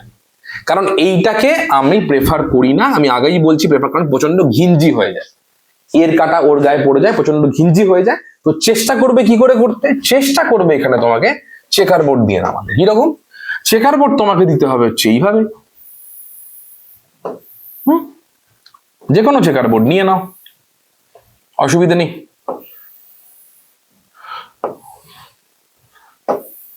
ঠিক আছে, এই হয়ে গেল। একদিকে মেল রাখো, একদিকে ফিমেল দেখে নেবে কোনটা তোমাকে শর্তে। মেল ধরো, এটা হলো মেল বলেছিল তোমাকে, এটা ফিমেল বলেছিল তোমাকে, তাহলে মেল হলে পরে কি হবে, এইটা আসবে, আর ফিমেল হলে পরে কি হবে, এইটা আসবে। তাহলে কি হবে, চেকার বোর্ডটা করলে দেখতে ভালো লাগে। ঠিক আছে, কারণ ওটা প্রচন্ড ঘিঞ্জি হয়ে যায়। বোঝা গেল কি বোঝা গেল না? ঠিক আছে, তাহলে এক্ষেত্রে আমরা কি দেখবো, এটা কোন চেকার বোর্ড হবে, কোন জন্য কে বলবে বলে ফেলো। এটা পেনেও করতে পারো, পেন্সিলে করাটাই বেটার, কাটাকুটিটা হলে মুছতে পারবে। এটা কোন জন্য চেকার বোর্ড ভালো করে মনে রাখ, কোন জন্য এটা কোন জন্য। কেউ তো ভুল করবেই, আশা করি ভুল তো করা উচিত। কেউ ভুল করছে না, বাহ, ফাটাফাটি, ফ্যান্টাস্টিক। হ্যাঁ, একজন তো ভুল করবেই এখানে। এটা F1 জনুর চেকার বোর্ড। এবার ভালো করে মনে রাখতে হবে তোমাকে, কেন F1 জনু, কারণ আমাকে কন্ডিশনটাই এটা দিয়েছে, মনে রাখতে হবে। বলবে কেন স্যার, আমরা তো F2 জনু চেকার বোর্ড করে অভ্যস্ত, তাই যে কোনো চেকার বোর্ড দেখলেই F2 জনু না। এটা অনেকে ভুল করো, সাবধানে থাকবে কিন্তু। এটা আমি এই কন্ডিশনটাকেই ডিরেক্ট বার করাচ্ছি, তাই এটা হচ্ছে F1 জনুর চেকার বোর্ড। ক্লিয়ার? বলবে হ্যাঁ কি না, ইয়েস অর নো। এই ছোট ছোট ভুলগুলো পরীক্ষার সময় হয়ে যায়, ভালো করে ঠান্ডা মাথায় দেখে নেবে কিন্তু। খুব সিলি মিস্টেক কিন্তু এগুলো, কিন্তু নম্বর কেটে নেবে তোমার থেকে। এবার যেমন তোমার ফিনোটাইপ চাই, দেখে নাও। ফিনোটাইপ মানে ধরো এটা লম্বা, দুভার লম্বা, মানে 50% লম্বা আর 50% বেটে, সংকর লম্বা। এটা তোমাকে মাথায় রাখতে হবে, তাহলে এর গল্প হয়ে গেল, অসুবিধা নেই। এবার এখান থেকে রেশিও কি হবে দেখে নাও। এখান থেকে দেখবে তোমার রেশিও চলে আসবে হচ্ছে 1:1, ঠিক কিনা? 1:1 রেশিও এসে গেল। এটা হচ্ছে 1, এটা হচ্ছে 1, 50-50 হল 1:1 রেশিও। ঠিক আছে, ঠিক আছে, ওকে। এটা তো F1 জনু, তো কারণ এইটাকেই তো দেখছি আমি, F1 এটাকেই, F1 এ তো এটাকেই তো দেখছি। এটা তো F1 জনুর চেকার বোর্ড। ঠিক আছে, কারণ আমাদের চেকার বোর্ড F2 জনুতে করে অভ্যস্ত, তাই অনেকে ভুল করে ফেলো, যে কারণে মানে না, F1 জনুতে হতে পারে। কেন চেকার বোর্ডটা করতে হলো, কেন? কারণ এখানে দেখো জেনোটাইপটা ডিফারেন্ট দিয়েছে, হেটেরোজাইগাস হিসেবে দিয়েছে। হোমোজাইগাস হলে চেকার বোর্ড করতে হতো না। কেন? কারণ হোমোজাইগাস হলে তো একরকমেরই গ্যামেট আসছে, এরকম গ্যামেট আছে, ঝামেলা বেড়ে যেত, তাহলে অসুবিধা কিছু নেই। ঠিক আছে, তাহলে এইটা করাটা একটু অ্যাভয়েড করবে, ঘিঞ্জি হয়ে যায়, চেকার বোর্ডে করবে, পরিষ্কার তাড়াতাড়ি হয়। চলো হলো, এবার দেখে নেবে রেশিও দেখে নিচ্ছ, এবং এখান থেকে মেন্ডেল কি সূত্র নিয়ে আসে, ল অফ ফ্যাক্টরের সূত্র চলে আসে মেন্ডেলের। এখান থেকে ফ্যাক্টরের সূত্র মানে মেন্ডেল বলছেন যে কোনো ট্রেড বা বৈশিষ্ট্য ফ্যাক্টর দ্বারা কন্ট্রোল হয়, এটা প্রথম কন্ডিশন। নেক্সট ফর্মুলা হচ্ছে ল অফ ডমিনেন্স, মানে হচ্ছে এগুলো সব অনুসিদ্ধান্ত অ্যাকচুয়ালি বলা যেতে পারে, যে একজোড়া বিপরীত ধর্মী চারিত্রিক বৈশিষ্ট্য জীবের মধ্যে সংকরণ ঘটানো হলে প্রথম অপত্য জনুতে প্রকট বৈশিষ্ট্যটি প্রকাশিত হয়, প্রচ্ছন্ন বৈশিষ্ট্যটি প্রকাশিত হয় না। একে বলা হচ্ছে ল অফ ডমিনেন্স, বা বাংলায় বলা হচ্ছে প্রকটতার সূত্র। আর সব থেকে ইম্পর্টেন্ট সূত্র সেটা হচ্ছে ল অফ সেগ্রিগেশন, অবশ্যই পড়ে যাবে। পৃথক ভবনের সূত্র যাকে বলা হয়, খাতায় লিখে রেডি করে নিয়ে যাবে, কোনো ভুলের কিন্তু অবকাশ নেই, আগেই বলে দিলাম বারবার, ভুলের কোনো অবকাশ নেই। খাতায় লিখে রেডি করবে, গল্প লিখবে না, বানিয়ে লিখবে না, এইটা পরিষ্কার কথা। মনোহাইব্রিড ক্রস মানে একজোড়া বৈশিষ্ট্য, একজোড়া বিপরীত ধর্মী চারিত্রিক বৈশিষ্ট্য যুক্ত জীবের মধ্যে। বিপরীত ধর্মী কেন? বিপরীত ধর্মী না হলে আমরা মেল ফিমেলে তো ক্রসটা করাতে পারছি না। তাহলে একজোড়া বিপরীত ধর্মী চারিত্রিক বৈশিষ্ট্য যুক্ত জীবের মধ্যে সংকরায়ন ঘটানো হলে কি বলবে, যে F1 জনুতে বা প্রথম অপত্য জনুতে বিপরীত ধর্মী চারিত্রিক বৈশিষ্ট্যগুলি মিলেমিশে ভালো করে বুঝবে, মিলেমিশে তারা একটি প্রকট বৈশিষ্ট্য উৎপন্ন করলেও পরবর্তীকালে গ্যামেট গঠনের সময় তারা কিন্তু পরস্পরের থেকে পৃথক হয়ে যায়। কি বললাম? আমি একটা সহজ করে বললাম, তারা বইয়ের ভাষাটা লিখবে যে একজোড়া বিপরীতধর্মী চারিত্রিক বৈশিষ্ট্যযুক্ত জীবের মধ্যে সংক্রমণ ঘটানো হলে প্রথম অপত্য জনুতে প্রকট বৈশিষ্ট্যটি বাইরে প্রকাশিত হলেও পরবর্তীকালে গ্যামেট গঠনকালে যে সমস্ত বৈশিষ্ট্যের অ্যালিলগুলি পরস্পরের থেকে পৃথক হয়ে যায়। পৃথক ভবনের সূত্র বলার সময় পৃথক শব্দটাকে উল্লেখ করবে। প্রত্যেকের কাছে ক্লিয়ার? হ্যাঁ কিনা? ক্লিয়ার? প্রত্যেকের কাছে ভালো। এই পৃথক শব্দটা তোমাকে এক্সামিনার দেখতে চাইবে যে পৃথক ভবনের সূত্র তুমি পৃথক শব্দটা লিখেছো কি লেখনি। এইটা অনেকে লেখে না, বলবে স্যার আমাকে নম্বর কেটে দিয়েছে। এইটা মাথায় রাখবে। হলো, এবার হলো, এইবার কি, এবার এখান থেকেই চলে এসো, আমাদের চলে আসে যে ব্যতিক্রম, অর্থাৎ এখানে চলে এসো তোমার ইনকমপ্লিট ডমিনেন্সের গল্প। অর্থাৎ এখানে 1:2:1 3:1 ইনকমপ্লিট ডমিনেন্স। সন্ধ্যা মালতী, সন্ধ্যা মালতী উদাহরণ রয়েছে, ভালো করে দেখবে এখানে কি উদাহরণ রয়েছে। সন্ধ্যা মালতী, যা খুশি উদাহরণ যে কটা আছে দেখে নেবে। সন্ধ্যা মালতী, একেই বলা হচ্ছে মিরাবিলিস জালাপা, শর্ট ফর্মে লিখলাম। একেই তোমার বলতে পারি 4 o'clock প্ল্যান্ট বলা হয়। কি বলা হয়? 4 o'clock প্ল্যান্ট বলা হয়। ঠিক আছে, একেই বলা হচ্ছে 4 o'clock প্ল্যান্ট বলা হয়। একেই 4 o'clock প্ল্যান্ট বলা হয়, যদি ভুল না করে থাকি তো বলে না থাকতো, প্ল্যান্ট বলা হয়, এটা মনে রাখতে হবে। তাহলে স্ন্যাপড্রাগনটা কি? স্ন্যাপড্রাগন সন্ধ্যা মালতীর মধ্যে কিন্তু গুলিয়ে যায়। আমি যখন ছোটবেলায় পড়তাম আমারও গুলিয়ে যেত। স্ন্যাপড্রাগন কিন্তু আলাদা উদ্ভিদ, আর সন্ধ্যা মালতী, মিরাবিলিস জালাপা আর 4 o'clock প্ল্যান্ট কিন্তু একটা উদ্ভিদ। এটা কিন্তু অবশ্যই মাথায় রাখবে, মনে রাখবে বিষয়টা। ক্লিয়ার সবার কাছে? ঠিক আছে, এটা কিন্তু মনে রাখতে হবে। ওকে, হ্যাঁ ওই কিছু একটা হবে সুব্রত, চলো ঠিক আছে। তাহলে এবার দেখবে এখানে কি হয়, 1:2:1 1:2:1, তার মানে ইনকমপ্লিট ডমিনেন্স। কেন বলা হলো? কারণ এখানে ইনকমপ্লিট ডমিনেন্স এবার ভালো করে বুঝতে হবে। যদি কোয়েশ্চেন একটু ঘুরিয়ে দেয়, কি দেয়, সন্ধ্যা মালতী উদ্ভিদের F1 জেনারেশনে প্রকটতার সূত্র মেনে চলে, সত্য কিংবা মিথ্যা লেখো। কি হবে উত্তর? সন্ধ্যা মালতী ফুলের মনোহাইব্রিড ক্রসের F1 জেনারেশনের প্রকটতার সূত্র মেনে চলে, বলবে কি, সেটা হচ্ছে তোমার মিথ্যা। কারণ প্রকটতার সূত্র এখানে মেনে টোটাল 100% চলবে না, হবে কিন্তু অসম্পূর্ণভাবে প্রকট। লাল আর সাদা ফুলের মধ্যে ক্রস করালে টেকনিক্যালি F1 জেনারেশনে লাল ফুল পাওয়া উচিত, কিন্তু আমরা গোলাপি ফুল দেখছি মাঝামাঝি, অর্থাৎ লাল পুরোপুরি প্রকট এখানে হচ্ছে না। এটাকেই বলা হচ্ছে ইনকমপ্লিট ডমিনেন্স। তোমাকে দেখে নিতে হবে পোর্শনটা। এগুলো ছাড়া আর কোনো এক্সাম্পল মাধ্যমিকের জন্য দরকার নেই, এর বাইরে কোনো এক্সাম্পল আসবে না। অ্যালুরেশন মুরগির পাটটা দেখে নেবে, অসুবিধা নেই, তোমাকে পরীক্ষায় কোশ্চেন সন্ধ্যা মালতী থেকেও দেবে। এগুলো ছাড়া আর কোনো এক্সাম্পল চাইলে দেখে যেতে পারো, প্রয়োজন নেই। যেমন ধরো কোডমিনেন্সের পার্ট হতে পারে, ঠিক আছে, মাল্টিপল অ্যালিলের পার্ট হতে পারে এগুলো, বাট এগুলো যখন পড়েছি তখনই পড়েছি, মাধ্যমিকের জন্য এখন দরকার নেই, কারণ এটা সিলেবাস বহির্ভূত। তো মাধ্যমিক কিন্তু পুরোপুরি মধ্যশিক্ষা পর্ষদের সিলেবাসটাকেই ফলো করে, তাই চাপ নেওয়ার কোনো কারণ নেই, কিন্তু এই পার্টটা ভালো করে দেখে যাচ্ছ। ঠিক আছে, এইবার ভালো করে বিষয়টা বুঝবে। কি বিষয়টা ভালো করে বুঝবে? ধরো রেশিও, এবার যেটা কোয়েশ্চেন প্যাটার্ন টেস্ট পেপারে ভালো করে বুঝবে যে কোয়েশ্চেনের প্যাটার্ন হচ্ছে, আমাকে রেশিও দিল না, কিন্তু আমায় কিন্তু রেশিও দিল না, আমাকে বলে দিল যে, আমাকে এখানে বলে দিল যে মটর গাছের মধ্যে, বলছে লম্বা বেটে মটর গাছের মধ্যে ক্রস করিয়ে আমি, ভালো করে শুনবে, 300টি লম্বা মটর গাছ আর 100টি বেটে মটর গাছ পেলাম। তুমি এখান থেকে বিচার করে বলো যে এর মধ্যে বিশুদ্ধ লম্বা মটর গাছ কটি আছে আর তোমার সংকর লম্বা মটর গাছ কটি আছে, বলতে পারবে? এটা হলো নতুন কোয়েশ্চেন প্যাটার্ন। তোমাকে রেশিও দিয়ে জিজ্ঞেস করবে না, তোমাকে সংখ্যা দিয়ে জিজ্ঞেস করবে। কেন? 300টি আর 100টি, 300টি লম্বা মটর গাছ 100টি বেটে মটর গাছ পেলাম। জিজ্ঞেস করলো 300টির মধ্যে কটি বিশুদ্ধ লম্বা আর কটি সংকর লম্বা আছে। আমাকে এই যে আনুপাতিক ভাগার করেছো ক্লাস 9-10-এ বক্তব্য, আনুপাতিক ভাগারের গল্প করেছো তো, পাটিগণিতের গল্প, বলি ইয়েস স্যার। এইখান থেকে রেশিও, তার মানে বিশুদ্ধ পেতে গেলে কি হবে, 1/3 এর গল্প, 1/4 এর গল্প দেখে নেবে এখানে, এখান থেকে হয়ে যায়, অসুবিধে কিছু নেই।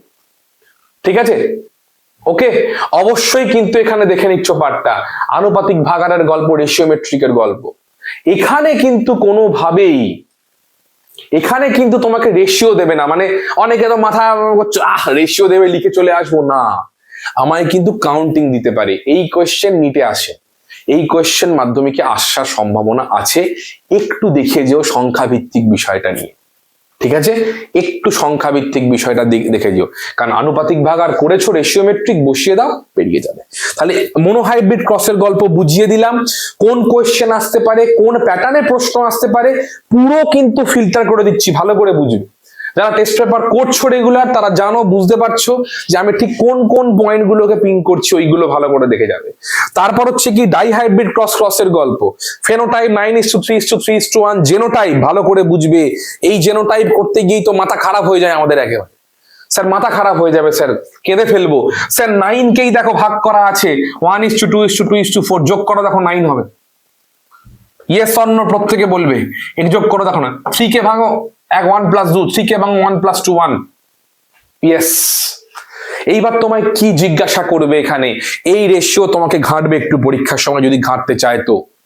দ্বিসংকর জনন যদি পরীক্ষার সময় আসে, ছাঁকা নম্বর কিন্তু ক্রস করার সময় ঠান্ডা মাথায় ক্রস করবে, না হলে কিন্তু একটু এদিক ওদিক হয়ে যেতে পারে। এবার আমায় কে বলছে মুখস্থ, আমাকে গণেশ বলছে মুখস্থ।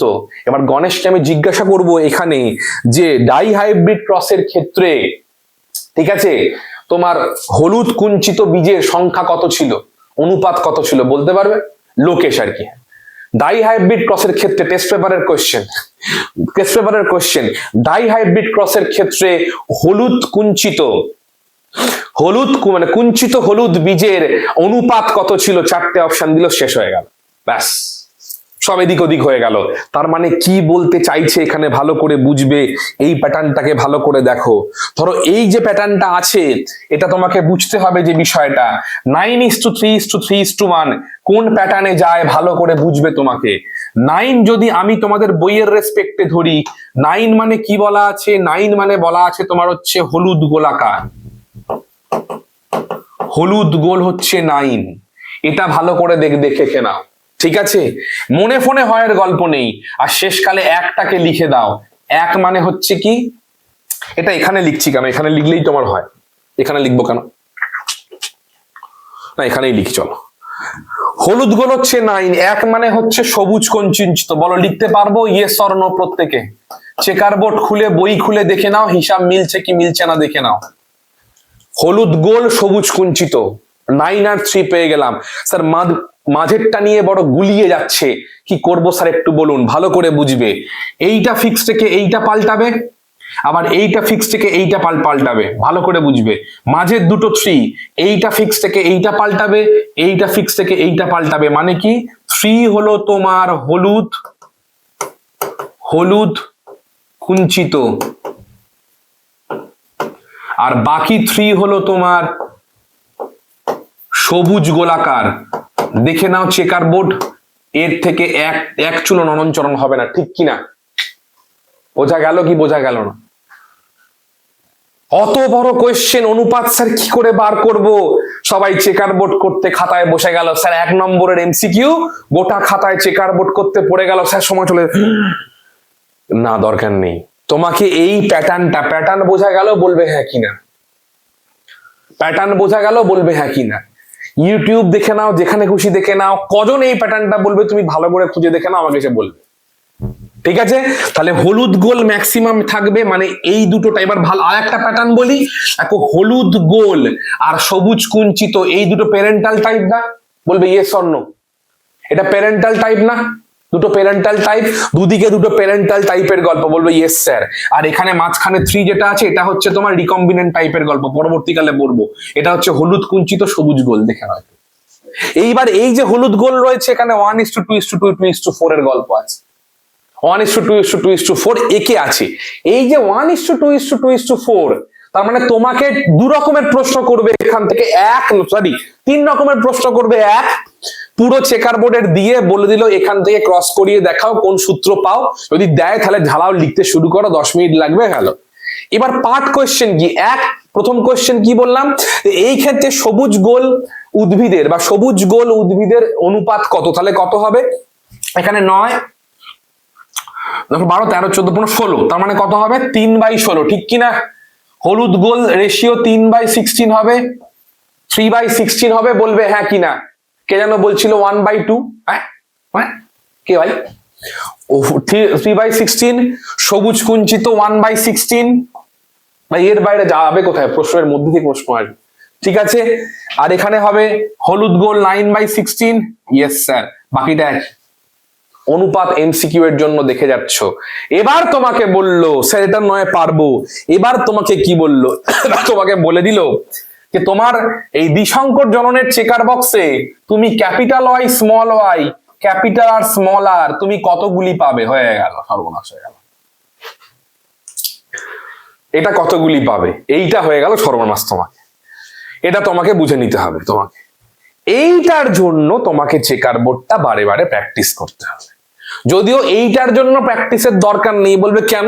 চেকার বোর্ড খুলে নাও, এই যে হেটেরোজাইগাস কন্ডিশনটা দেখো, কোনাকুনি 4খানা আছে, বোর্ড থেকে বলবে কোনাকুনি 4খানা আছে, এইটা দেখে নাও, চেকার বোর্ডের বই খুলে দেখে নাও, কোনাকুনি 4খানা আছে, বই খুলে দেখে নাও, মিলে যাবে, ঠিক আছে? কোনাকুনি 4খানা এখানে আছে, ঠিক আছে? একদম এইদিকে কে আছে? এদিকে একদম আছে ওয়াই ওয়াই আর আর, দেখে নাও, একদম মাথার উপরে ওয়াই ওয়াই আর আর, দেখে করতে করতে প্র্যাকটিস হয়ে যাবে, করতে করতে করতে করতে প্র্যাকটিস হয়ে যাবে। তাহলে এইটা দেখে নিতে পারবে তোমাকে ভালো করে, এই জায়গাটা। তার জন্য চেকার বোর্ড তোমাকে দেখতে হবে, মাথা ঠান্ডা করে চেকার বোর্ডটাকে দেখে যেও দ্বিসংকর জনন। খুব মজা করতে, কিন্তু করার সময় এদিক ওদিক তাকাবে না, সময় প্রচুর খায়, একটু সময় খায় এদিক ওদিক, বিশেষ করে গ্যামেট। এইবার প্রত্যেকে ভালো করে বুঝবে, দেখবে তোমাদের বইয়ের মধ্যে ত্রিভুজ ত্রিভুজ করে দেওয়া আছে, কখন ত্রিভুজ ত্রিভুজ করে আসবে তোমাদের বইয়ের মধ্যে প্যাটার্নটা ভালো করে বুঝো, তখনই আসাটা সম্ভব। ভালো করে বুঝবে, তখনই আসাটা সম্ভব যখন তুমি এইভাবে গ্যামেটটাকে লিখবে। কিভাবে গ্যামেটটাকে লিখবে দেখে নাও, গ্যামেটটা কিভাবে লিখবে দেখে নাও। ধরো capital R, capital Y capital R, ঠিক আছে? Capital Y small R, capital R, sorry, small Y capital R, small Y small R. তুই যদি এই প্যাটার্নে গ্যামেট গুলোকে বসাও, তবেই তোমার চেকার বোর্ডে ওই ত্রিভুজ ত্রিভুজ প্যাটার্ন পাবে। আদারওয়াইজ কিন্তু এদিক ওদিক হয়ে যাবে, ঘেটে যাবে, পরীক্ষার সময় অসুবিধা হতে পারে। যখন তুমি গ্যামেট বসাবে ক্যাপিটাল ওয়াই ধরে ক্যাপিটাল আর স্মল আর, ঠিক আছে? আর এখানে না, এখানে তো ভুল করলাম একটা, দাও, এটা স্মল ওয়াই হবে, আর স্মল ওয়াই ধরে ক্যাপিটাল আর স্মল আর। বোঝা গেল পুরোটা? এবার ঠিক আছে, এবার ঠিক আছে অন্বেষা, ঠিক আছে? বেশ, তো এই প্যাটার্নে গ্যামেট দেখে নিতে পারছো, ঠিক আছে? এবার এখান থেকে আমরা কি পাবো? স্বাধীন বিন্যাস সূত্র পাবো, প্রত্যেকেই জানো, ইন্ডিপেন্ডেন্ট অ্যাসার্টমেন্ট ল, অর্থাৎ দুই জোড়া বিপরীতধর্মী চারিত্রিক বৈশিষ্ট্যযুক্ত জীবের মধ্যে সংকরণ ঘটনা হলে F1 জনুতে বা প্রথম অপত্য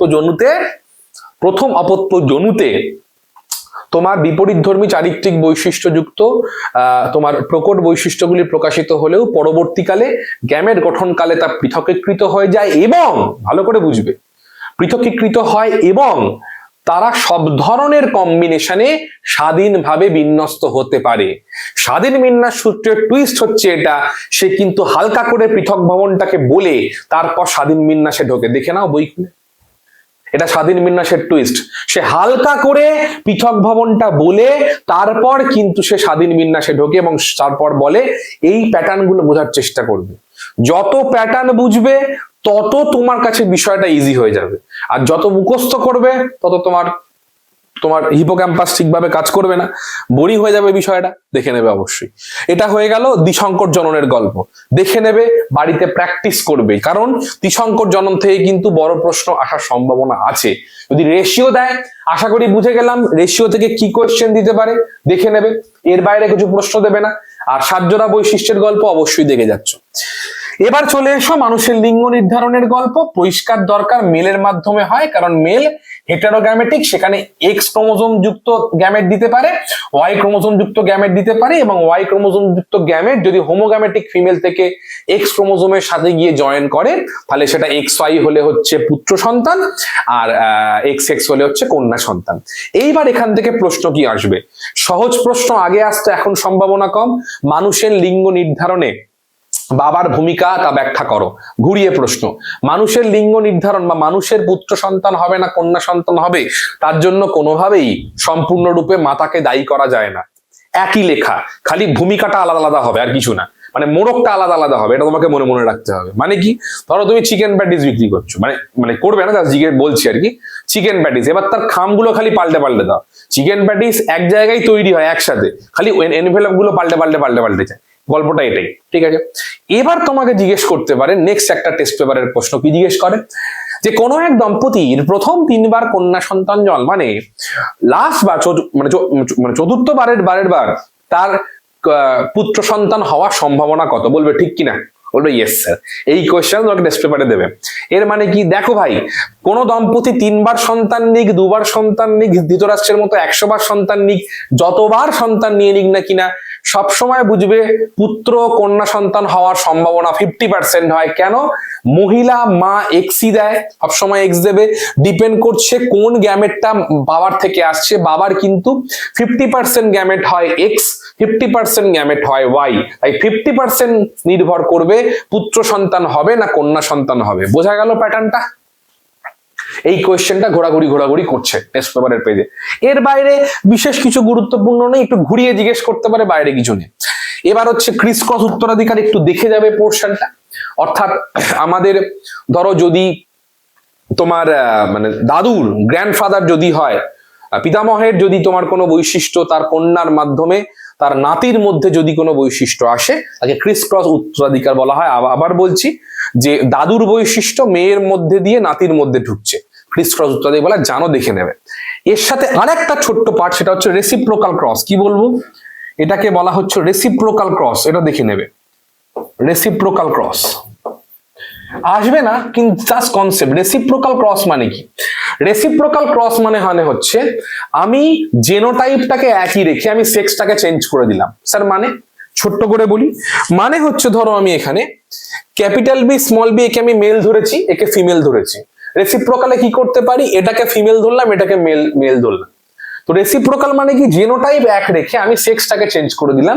তো মেন্ডেলের ক্ষেত্রে দেখা যায় যে তার এই যে বৈশিষ্ট্যের ভ্যারিয়েশন বা এই যে অনুপাতের গল্প, ফ্যাক্টরাইজেশনের গল্প, এটা কিন্তু তোমার লিঙ্গের উপর নির্ভর করতো না। মানে আমি যদি পাল্টেও দিতাম, ধরো ক্যাপিটাল টি একটা আমি মেল ফ্লাওয়ার নিলাম, স্মল টি ফিমেল ফ্লাওয়ার নিলাম, যদি আমি তাকে ক্রস করাতে যাই তাহলে কিন্তু কোনোভাবেই মানে যা তোমার আউটপুট পাবো ঠিক উল্টোটা। অর্থাৎ তোমার যদি স্মল টিকে মেল দিলাম, ক্যাপিটাল টি যদি ফিমেল দিলাম, কিন্তু একই আউটপুট আসার সম্ভাবনা থাকছে। অর্থাৎ মেন্ডেলের ক্ষেত্রে লিঙ্গ পাল্টালে কিন্তু বৈশিষ্ট্যের কোনো পরিবর্তন হচ্ছে না। সেই কনসেপ্টটাকে রেসিপ্রোকাল ক্রস বলা হচ্ছে, দেখে যাবে। ওকে, এই অবধি ক্লিয়ার সবার কাছে? বলবে হ্যাঁ কিনা, প্রত্যেকে একবার বলে ফেলো। এই অবধি ক্লিয়ার সবার কাছে?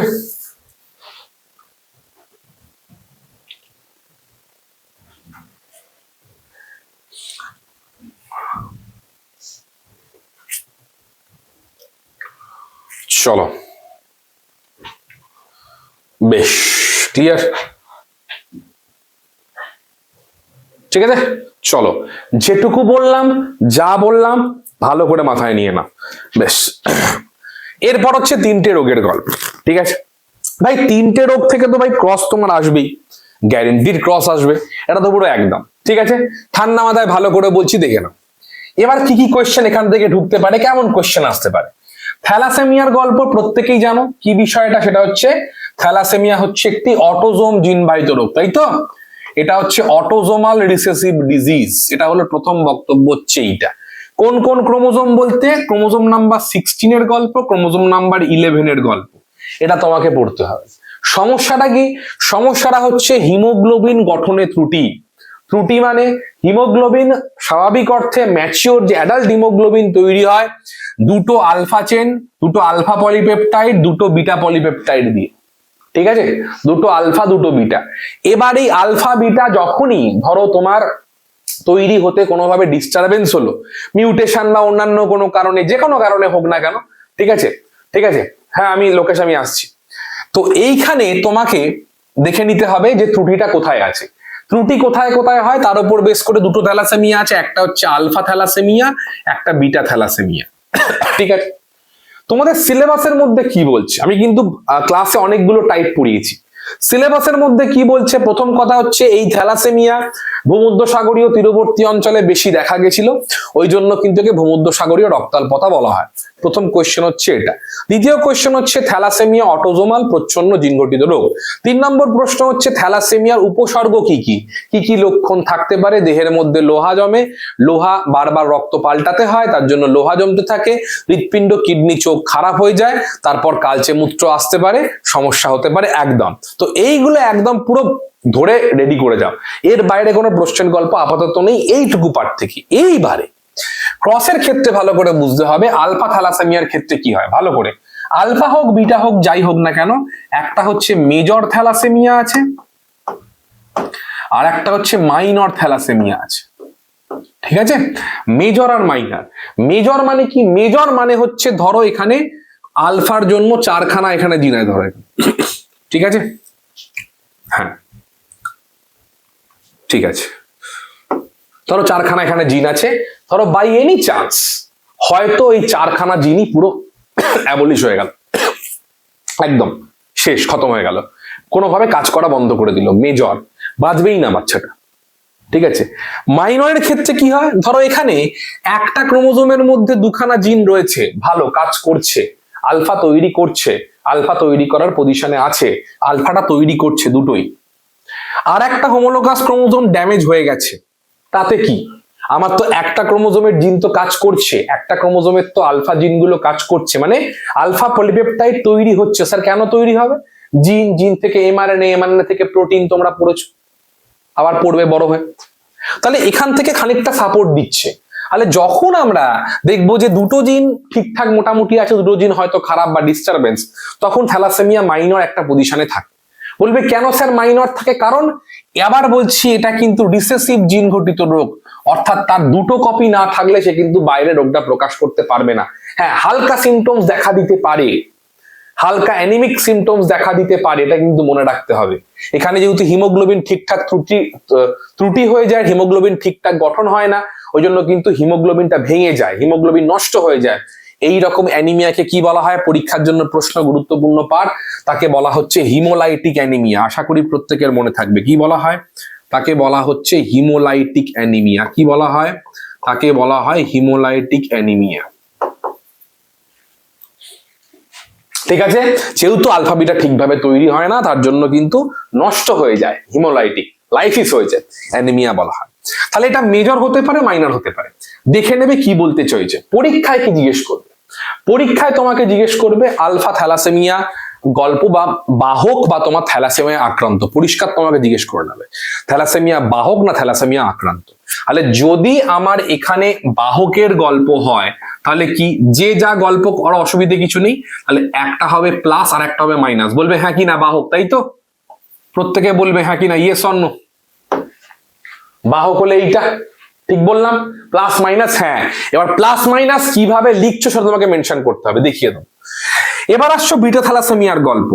ক্রোমোসোম নাম্বার 11 এর মধ্যে দুটো অ্যালিল থাকে, এখানে এটা আমি ভুল বললাম, এখান থেকে এটা একটা হবে না, এটা একটু এরর আছে, এখান থেকে এটা হবে না, হ্যাঁ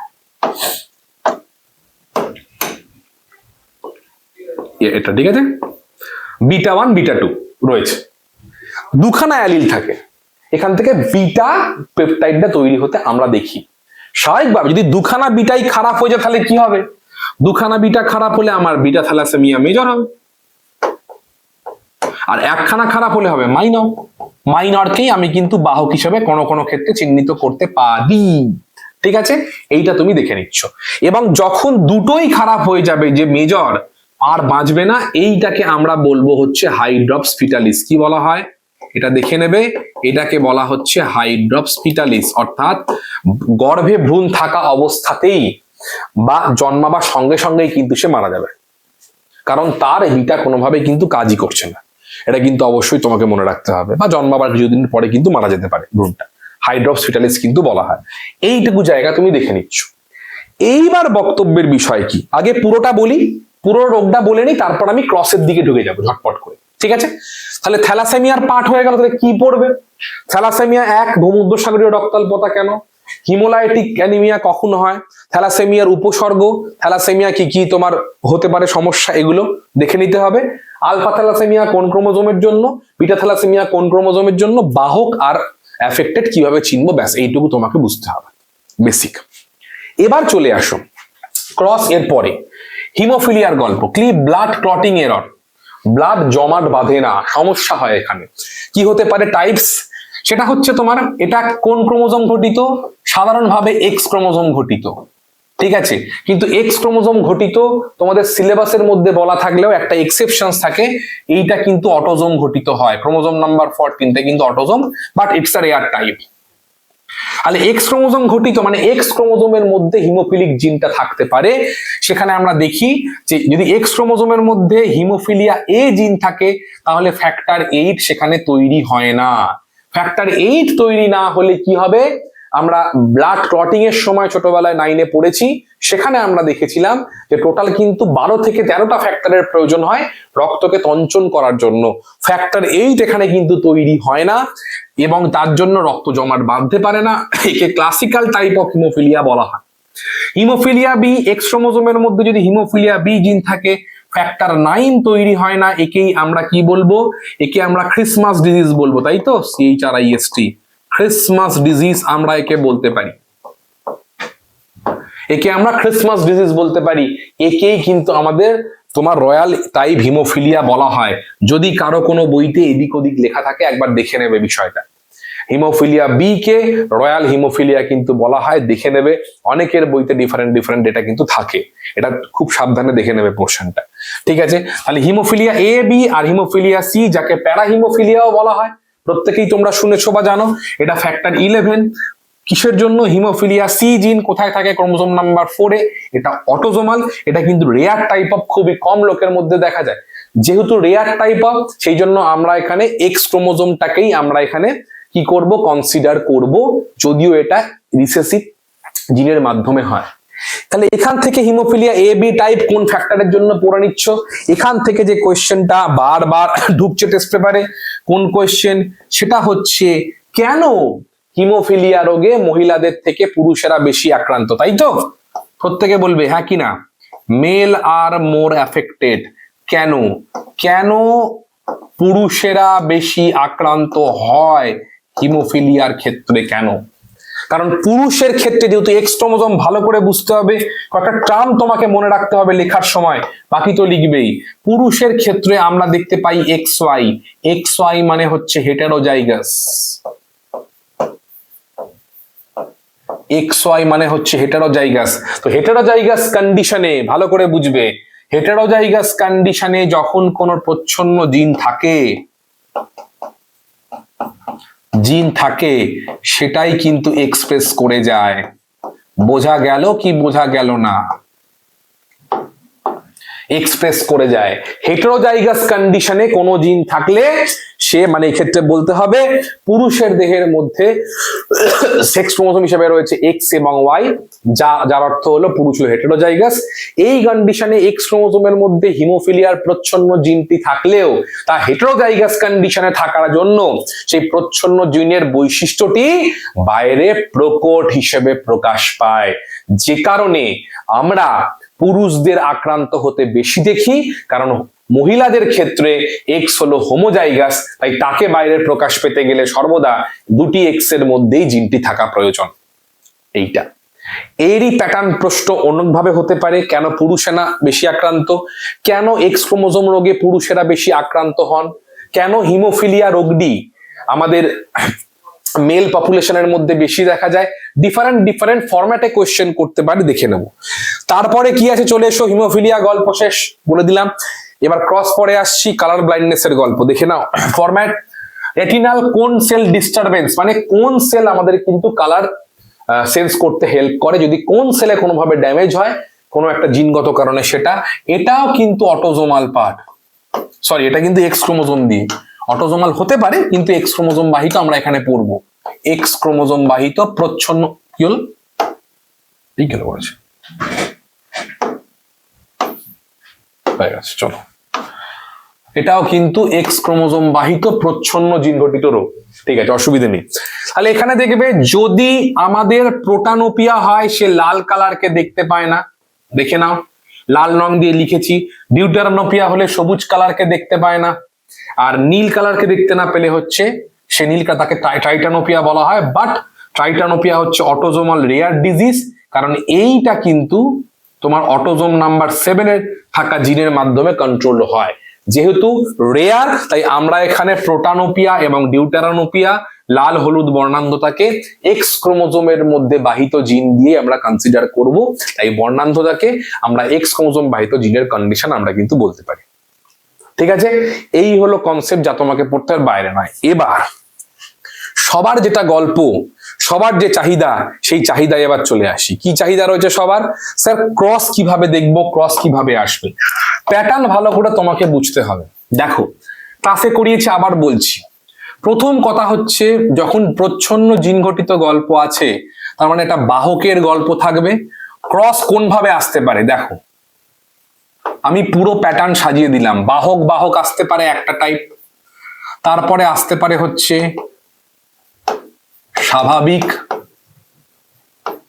বাহক আসতে পারে, ঠিক আছে। তারপরে আসতে পারে হচ্ছে কি তোমার বাহক বাহক স্বাভাবিক বাহক, আর তো কিছু আসবে না স্বাভাবিক। তাহলে কি হতে পারে? স্বাভাবিক আক্রান্ত আসতে পারে, মানে এর বাইরে কোনো তো আসবে না গ্যারেন্টিড। বাহক আক্রান্ত হতে পারে, এটা খুব রেয়ার, তাও দিয়ে দিলাম না।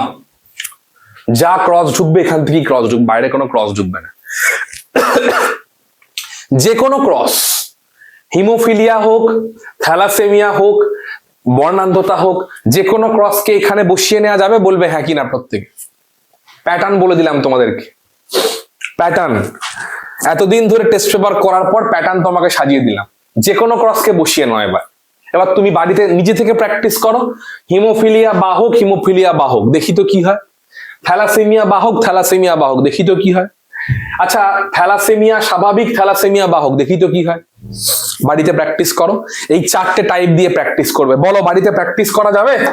করা যাবে কি যাবে না? এর বাইরে তো কোশ্চেন আসবে না, এর বাইরে তো কোশ্চেন আসবে না। খাতায় করে নাও, খাতায় করে এই যেটা দেখিয়ে দিলাম, এটা যদি লোকে দেখে, সে তার মতো করে বলবে হ্যাঁ আমিই বলেছি, কিন্তু প্যাটার্ন তোমাকে বলে দিলাম। ক্লিয়ার? গোটা টেস্ট পেপার চষে নাও, এই প্যাটার্নের বাইরে কোনো প্রশ্ন তোমাকে দেবে না। এখান থেকে তুমি কি করবে, বাড়িতে বসে প্রত্যেককে বলছি, সবাইকে বলবো, খাতায় ভালো করে টুকে নাও, লিখে নাও, জেনে নাও।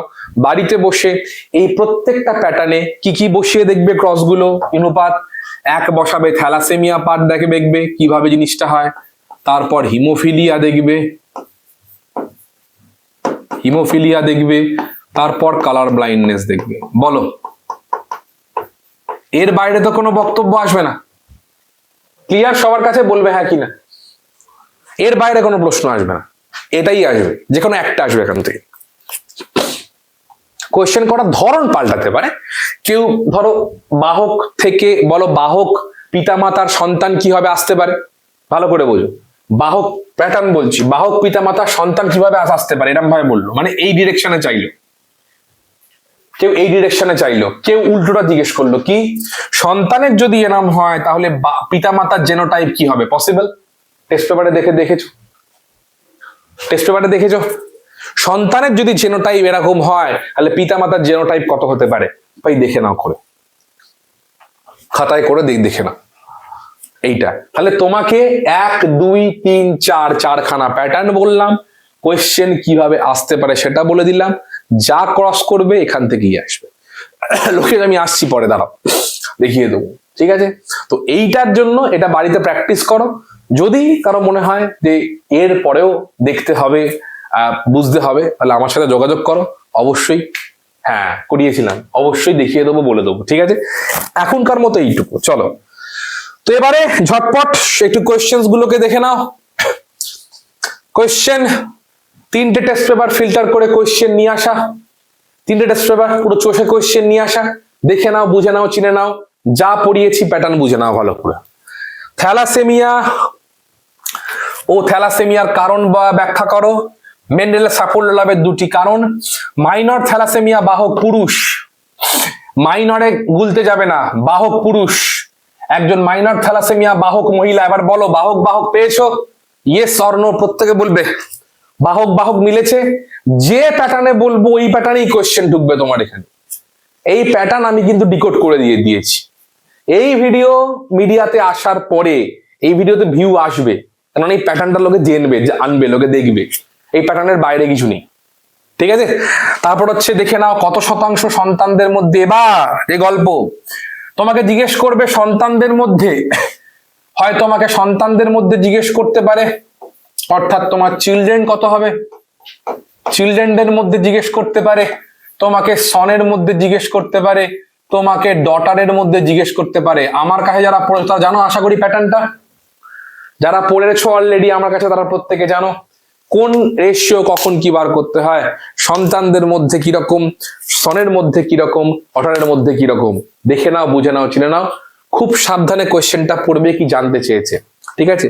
সাধারণত প্যাটার্ন জেনে গেলে, কোয়েশ্চেন ফরম্যাট জেনে গেলে একটু ওভার কনফিডেন্স গ্রো হয়ে যায়, ঠিক আছে? কিন্তু আবার বলছি ওভার কনফিডেন্স হলে কিন্তু চলবে না, সোজা প্রশ্ন ভুল হয়ে যেতে পারে, সাবধান। নেক্সট দেখে নেব, তুমি রোলার জীবযুক্ত, তোমার ভাই স্বাভাবিক জীবযুক্ত হলে তোমার বাবা ও জেনোটাইপের কি হতে পারে?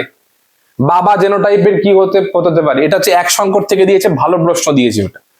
তুমি রোলার জীব, তোমার ভাই স্বাভাবিক জীব, তাহলে কি বলছে আমাকে এখানে বলে দিয়েছে আলাদা করে, ক্যাপিটাল আর রোলার আর ভাই স্বাভাবিক জীব। এইটা রোলার জীব প্রকট বৈশিষ্ট্য, অসুবিধা কিছু নেই। তাহলে এর বাবা, একদম বাবা বা মায়ের জেনোটাইপ কি হতে পারে? কি হতে পারে বাবা মায়ের জেনোটাইপ? Quite natural. এখান থেকে আমরা কি পাবো? আমরা এই থেকে আমাকে কি এখান থেকে কি পাবো? দেখো এখান থেকে একটা আসবে কার থেকে? প্যাটার্ন বোঝো।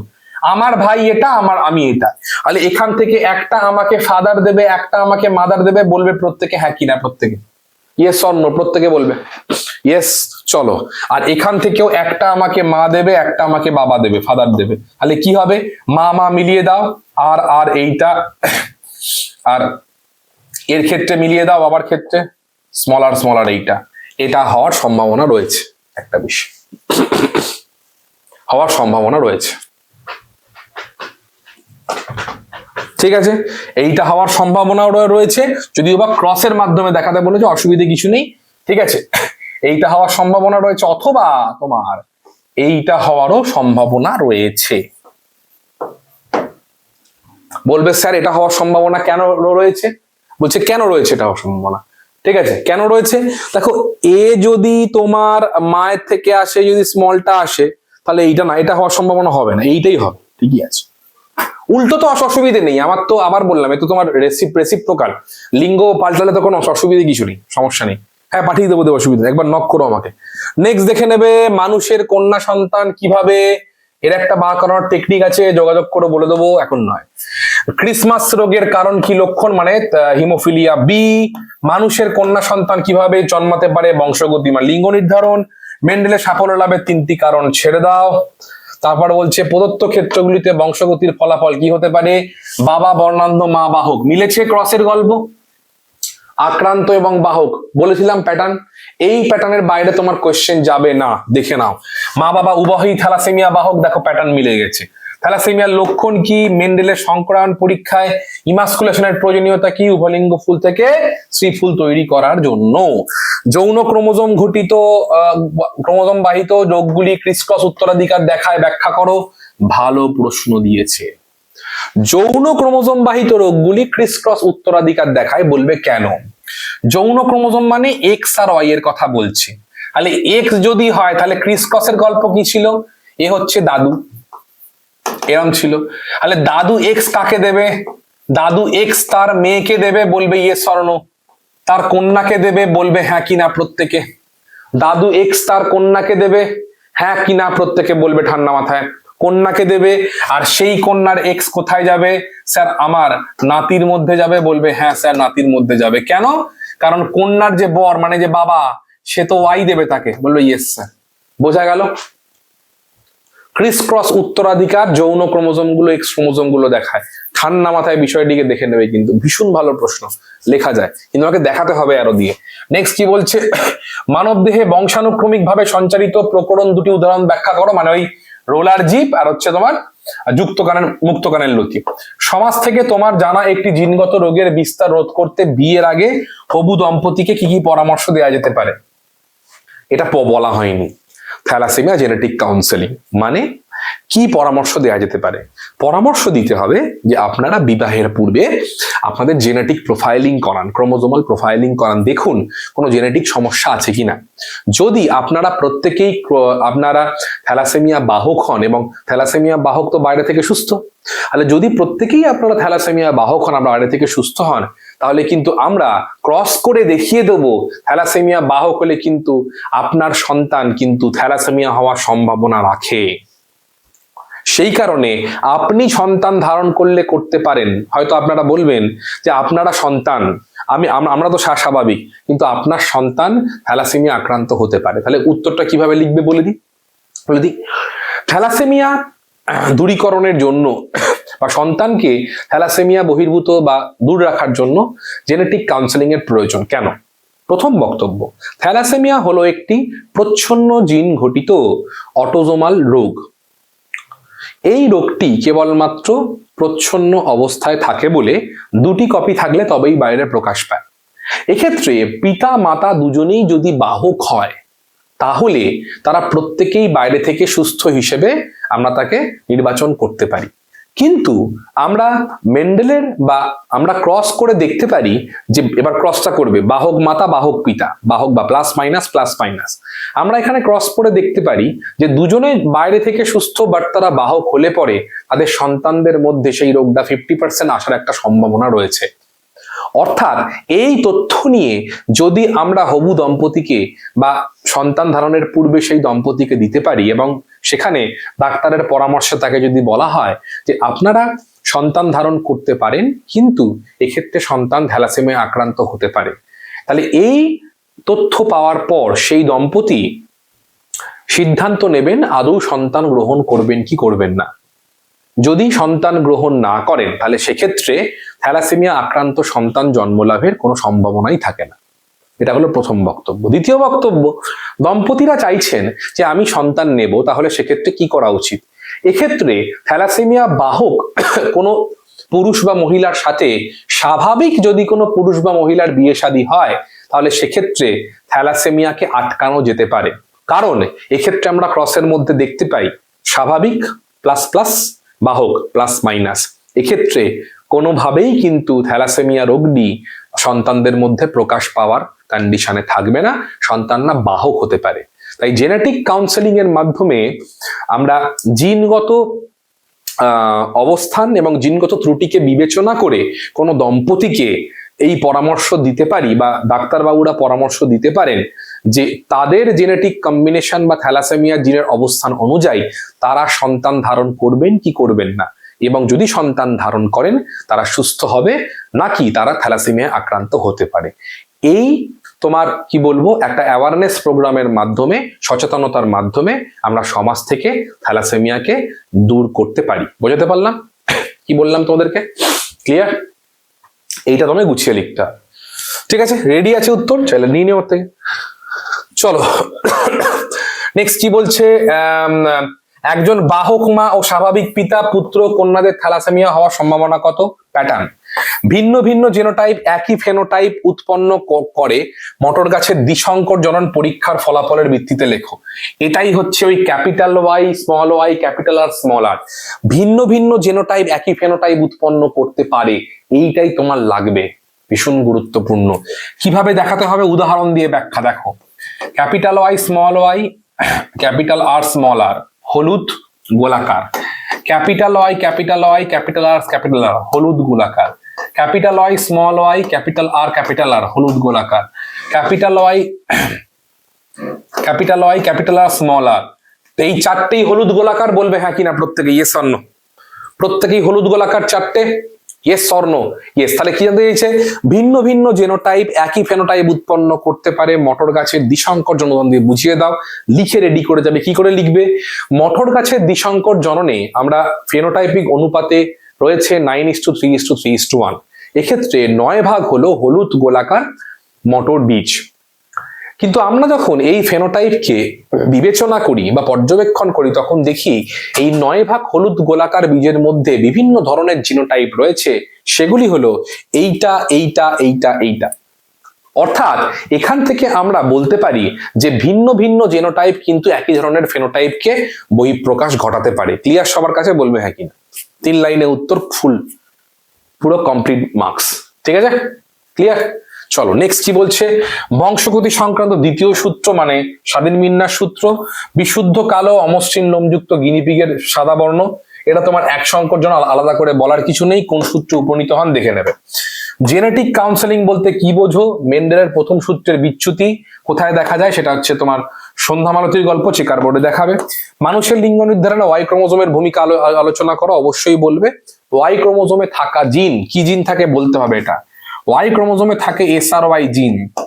যে এসআরওয়াই জিন থেকে টিডিএফ বা টেস্টিস ডিটারমাইনিং ফ্যাক্টর, আমি রিপিট করছি লিখে নেবে, টেস্টিস ডিটারমাইনিং ফ্যাক্টর এই পদার্থটা বেরোয় যা কিনা টেস্টিস বা শুক্রাশয়কে তৈরি করতে সাহায্য করে বা মুখ্য ভূমিকা পালন করে। সেই কারণে ওয়াই ক্রোমোজোম যুক্ত কোনো অপত্যকে আমরা মেল হিসাবেই তার ফেনোটাইপটা দেখতে পাই। চলো নেক্সট কি বলছে? যে প্রত্যেকটার জিনোটাইপ, এটা অ্যালিল কাকে বলে একবার দেখে নিচ্ছ, জিনোটাইপ একবার দেখে নিচ্ছ। কাউন্সেলিং এর প্রতিশব্দগুলির সংজ্ঞা, কাউন্সেলিং এর সংজ্ঞা দেবে না, চিন্তা নেই। 19 মটর ফুল উভলিঙ্গ স্বপরাগী হওয়ায় মেন্ডেল কি সুবিধা পেয়েছিল? এটা দেখে নেবে, আলাদা করে বলার কিছু নেই। কিছু কিছু সংকর জননের ক্ষেত্রে জনুতে ফেনোটাইপ জেনোটাইপের অনুপাত কিভাবে মেন্ডেলের বংশগতি সংক্রান্ত প্রথম সূত্রের বিচ্যুতি নির্দেশ করে, মানে অসম্পূর্ণ প্রকটতাকে বলা হচ্ছে। উত্তর একই, প্যাটার্ন আলাদা কোয়েশ্চেনে।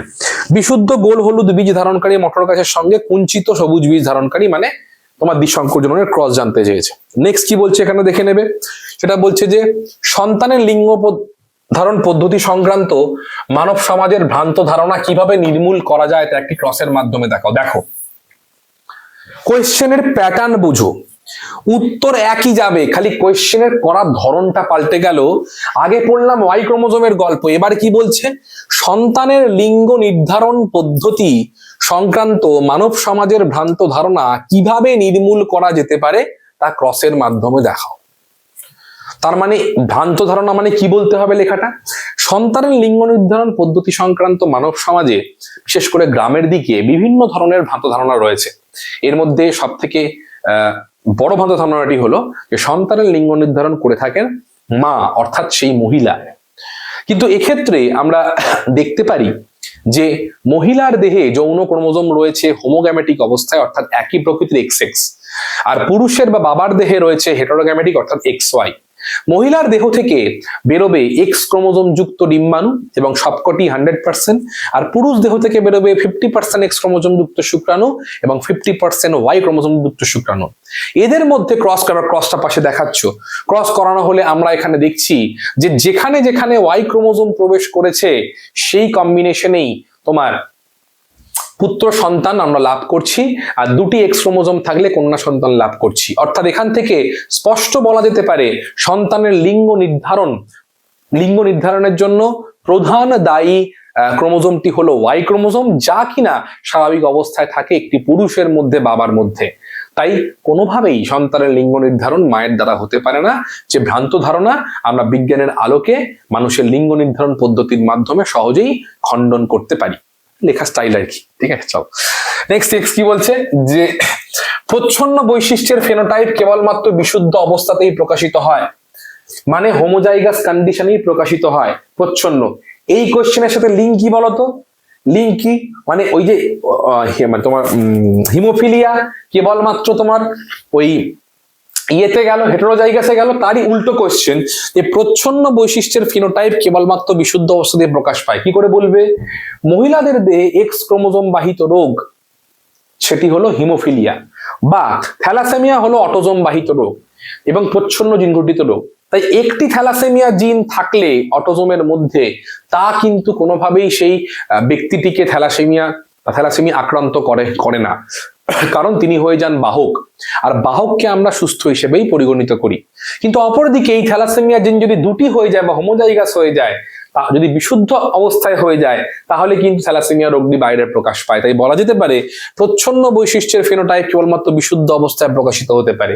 এটা তুমি থ্যালাসেমিয়া দিয়ে লিখতে পারো, এটা তুমি মটর গাছের লম্বা বেটে দিয়েও লিখতে পারো, এমন কোনো ম্যান্ডেটরি নেই, তোমাকে যে কোনো একটা লিখলেই হবে। ঠিক আছে, চলো নেক্সট বলছে অসম্পূর্ণ প্রকটতার ক্ষেত্রে ফেনোটাইপ জেনোটাইপ অনুপাত অভিন্ন হয়, বক্তব্যটির প্রমাণ করো। অবশ্যই লিখছো অভিন্ন হয়, কারণ এক্ষেত্রে প্রকট বৈশিষ্ট্যটি 100% প্রকট না হয়ে আংশিকভাবে প্রকাশিত হয় প্রকট হিসাবে। হিমোফিলিক পুত্র স্বাভাবিক কন্যা রয়েছে এমন পিতামাতা সম্ভাব্য জেনোটাইপ কি হবে? হিমোফিলিক পুত্র স্বাভাবিক কন্যা, ঠিক আছে, এর জন্য তোমার কিন্তু অপশন কয়েকটা দেবে, দেখে নেবে। এরকম প্রশ্ন কিন্তু বড় প্রশ্নে দেয় না, এটা কিন্তু অপশনে তোমাকে দেয় 4টে অপশন দিয়ে, অবশ্যই তোমায় কিন্তু দেখে নিতে হবে। হিমোফিলিক পুত্র কি হতে পারে? ডেফিনেটলি এখানে হবে এক্স এর মাথায় জিন আছে ওয়াই, আর স্বাভাবিক কন্যা মানে হচ্ছে ধরে নাও এখানে এক্স এরকম রয়েছে। পিতামাতা এই যে সম্ভাব্য জেনোটাইপ মানে হতে পারে, এটা সম্ভাবনা আছে। তার মানে যদি পুত্র এরকম হয় তাহলে এক্স মায়ের থেকে, তাহলে মা কি হবে? মাদারের ক্ষেত্রে কি হবে? একটা খারাপ এক্স থাকতে পারে আর একটা ভালো এক্স থাকতে পারে, ঠিক আছে। আর বাবার ক্ষেত্রে কি থাকতে পারে? বাবার ক্ষেত্রে একটা ভালো এক্স থাকতে পারে, ওয়াই থাকতে পারে। কেন? কারণ স্বাভাবিক কন্যা মানে আমি কিন্তু স্বাভাবিক কন্যা মানে কন্যাকে স্বাভাবিকই ধরবো, বাহক ধরবো না। তাহলে এইটা হতে পারে সম্ভাব্য জেনোটাইপ, দেখে নিচ্ছ। চলো নেক্সট কি বলছে, একজন স্বাভাবিক মহিলার সাথে হিমোফিলিক পুত্র, দেখে নাও প্যাটার্ন ধরে নাও, স্বাভাবিক মহিলা হিমোফিলিক পুরুষ, ইয়ে হতে পারে। পৃথিবীতে বর্ণান্ধ মহিলার তুলনায় বর্ণান্ধ পুরুষের সংখ্যা বেশি। আগেরটা হিমোফিলিয়া দিয়ে বলেছি, এখানে বর্ণান্ধতা দিয়ে কোশ্চেন দিল, প্যাটার্ন একই, বুঝে নেবে। মেন্ডেল কর্তৃক নির্বাচিত মটর গাছের 7 জোড়া বৈশিষ্ট্য, দেখে নাও, আবার বলেছি বারে বারে দেখে যাবে। যে কটা পয়েন্ট তোমাকে বলেছি সেই কটা পয়েন্ট থেকে কিন্তু টেস্ট পেপারে প্রশ্ন ঢুকছে, দেখে যাবে ভালো করে। বাবা হিমোফিলিয়া আক্রান্ত, প্যাটার্ন, আক্রান্ত মাতা স্বাভাবিক, প্যাটার্ন মিলে গেল, দেখে নাও, দেখে নেবে কিন্তু। ওকে, স্বাভাবিক কিন্তু বাহক হলে, মানে বাহকের কথা বলছে, খুব সাবধান, পরীক্ষার সময় হলে ভালোভাবে প্রশ্ন না পড়লে ভুল হতে পারে। মাতা স্বাভাবিক কিন্তু বাহক, মানে বাহকটাই কনসিডার করতে হবে আমাকে, ঠিক আছে। চলো, সন্ধ্যামালতী ফুলের ক্ষেত্রে কি হতে পারে? জেনোটাইপ ফেনোটাইপ পারবে। সকল টেস্ট ক্রস ব্যাক ক্রস, কিন্তু সমস্ত ব্যাক ক্রস টেস্ট ক্রস নয়। বহুদিন পর প্রশ্নটা দেখলাম। টেস্ট ক্রস মানে কি? টেস্ট ক্রস মানে হচ্ছে আমার কাছে ক্যাপিটাল টি আছে অথবা ক্যাপিটাল টি স্মল টি আছে, দুটোর ফেনোটাইপ এক, প্রত্যেকে বলবে হ্যাঁ কি না, ইয়েস অর নো, প্রত্যেকে বলবে ইয়েস অর নো। দুটোর ফেনোটাইপ এক, কি কারণে? আমি যদি না অ্যালিলটাকে চাপা দিয়ে দিই, তাহলে বাইরে থেকে দেখে বোঝার উপায় নেই কোনটা বিশুদ্ধ কোনটা সংকর। তাহলে কোনটা বিশুদ্ধ কোনটা সংকর জানার জন্য আমাকে কিন্তু কি করতে হবে?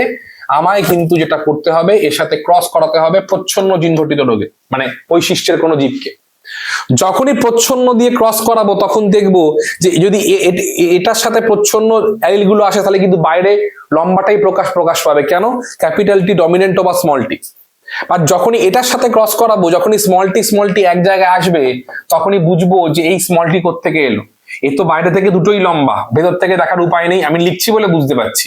তাহলে এখানে স্মল টি মানে বেড়েটা কোত্থেকে এলো কোত্থেকে? কোথাও না কোথাও গিয়ে একটা স্মল টি এখানে ছিল। এটা হচ্ছে তোমার টেস্ট ক্রসের গল্প। তার মানে কি? ফেনোটাইপ ভালো করে বুঝবে কি মানে কি হলো, সেটা হচ্ছে যে কোনো একটি বৈশিষ্ট্যের নির্ধারণকারী অ্যালিলগুলি হোমোজাইগাস না হেটেরোজাইগাস কন্ডিশনে আছে, তাকে বোঝার জন্য প্রচ্ছন্ন বৈশিষ্ট্য ধারণকারী অ্যালিল যুক্ত জীবের সাথে তার ক্রস করানো হয়, একেই টেস্ট ক্রস বলা হয়। আর ব্যাক ক্রস তুমি যার সাথে ক্রস করো, অর্থাৎ ধরো এর সাথে তুমি প্যারেন্টাল জোনের কারো একটা ক্রস করালে যে কোনো সাথে ক্রস করাতে পারো। এবার ভালো করে বুঝবে বিষয়টা, কনসেপ্টটা কি, কেন টেস্ট ক্রসই ব্যাক ক্রস, ভালো করে দেখবে। কি বললাম? টেস্ট ক্রস মানে তার ক্রস করাতে হবে এটা দিয়ে, অনলি এটা দিয়ে, এটা টেস্ট ক্রস। আর ব্যাক ক্রস মানে কি করাতে হবে? ব্যাক ক্রস মানে হচ্ছে তুমি এটার সাথেও ক্রস করাতে পারো অথবা এটার সাথেও ক্রস করাতে পারো। তার মানে কোথাও না কোথাও গিয়ে ব্যাক ক্রসের মধ্যে টেস্ট ক্রসের অপশনটা পড়ে যাচ্ছে, কিন্তু পুরো ব্যাক ক্রসকে টেস্ট ক্রস হিসেবে পরিগণিত করতে পারবো না। আই রিপিট, টেস্ট ক্রসের মধ্যে কিন্তু ব্যাক ক্রসটা পড়ে যাচ্ছে, আর ব্যাক ক্রসের পুরোটা এসে তুলনা করতে পারবো না। ওই জন্যই বলা হচ্ছে যে তোমার সকল টেস্ট ক্রসই ব্যাক ক্রস, কিন্তু সমস্ত ব্যাক ক্রস টেস্ট ক্রস নয়। মানুষের লিঙ্গ নির্ধারণে মাথায় কোনোভাবে দায়ী করা যায় না, পারবে। তোমার পাঠ্য বইয়ে পড়া একটি প্রচ্ছন্ন অটোজোম বাহিত রোগের লক্ষণগুলো আলোচনা করো, মানে থ্যালাসেমিয়ার কথা বলা হচ্ছে। মেন্ডেলের নির্বাচিত বীজ ও ফুলের বিপরীত বৈশিষ্ট্যগুলি লেখাভুক্ত করো। আগেই বলেছি অনেক সময় দেখা যায় বাবা মা উভয়ই স্বাভাবিক, কিন্তু তাদের এক ছেলে হিমোফিলিয়া আক্রান্ত হয়েছে। এটি কিভাবে সম্ভব তা চেকার বোর্ডের সাহায্যে দেখাও। এক ছেলে হিমোফিলিয়া আক্রান্ত হয়েছে মানে এইটা হলো তার গল্প। চেকার বোর্ড দেখাতে বলেছে মানে কি, এইটা হলো তার গল্প। আক্রান্ত হয়েছে, দুজনেই স্বাভাবিক, তার মানে কি হবে, বাবা নর্মাল স্বাভাবিক হতে বাধ্য, কারণ বাবা হেটেরোজাইগাস হলে পরে হিমোফিলিক হয়ে যাবে স্বাভাবিক। তাহলে মা এখানে হবে ক্যারিয়ার, বুঝতে পারলাম? মা এখানে যখনই ক্যারিয়ার হবে, তাহলে মা দিয়েছে এই এক্স ক্রোমোজোমটা আর বাবা দিয়েছে এই ওয়াইটা, তার জন্য ছেলে হচ্ছে আক্রান্ত। এটা তোমাকে চেকার বোর্ডে দেখাতে হবে। ক্লিয়ার সবার কাছে? ওকে, এই হলো আজকের পাঠ, গল্প। ঠিক আছে, দেখে নাও, বুঝে নাও, চিনে নাও, জেনে নাও। চলো চলো, আপাতত আজকের মতো টাটা। ওকে, আবার ফিরছি পরের ক্লাসে। Tata, good night.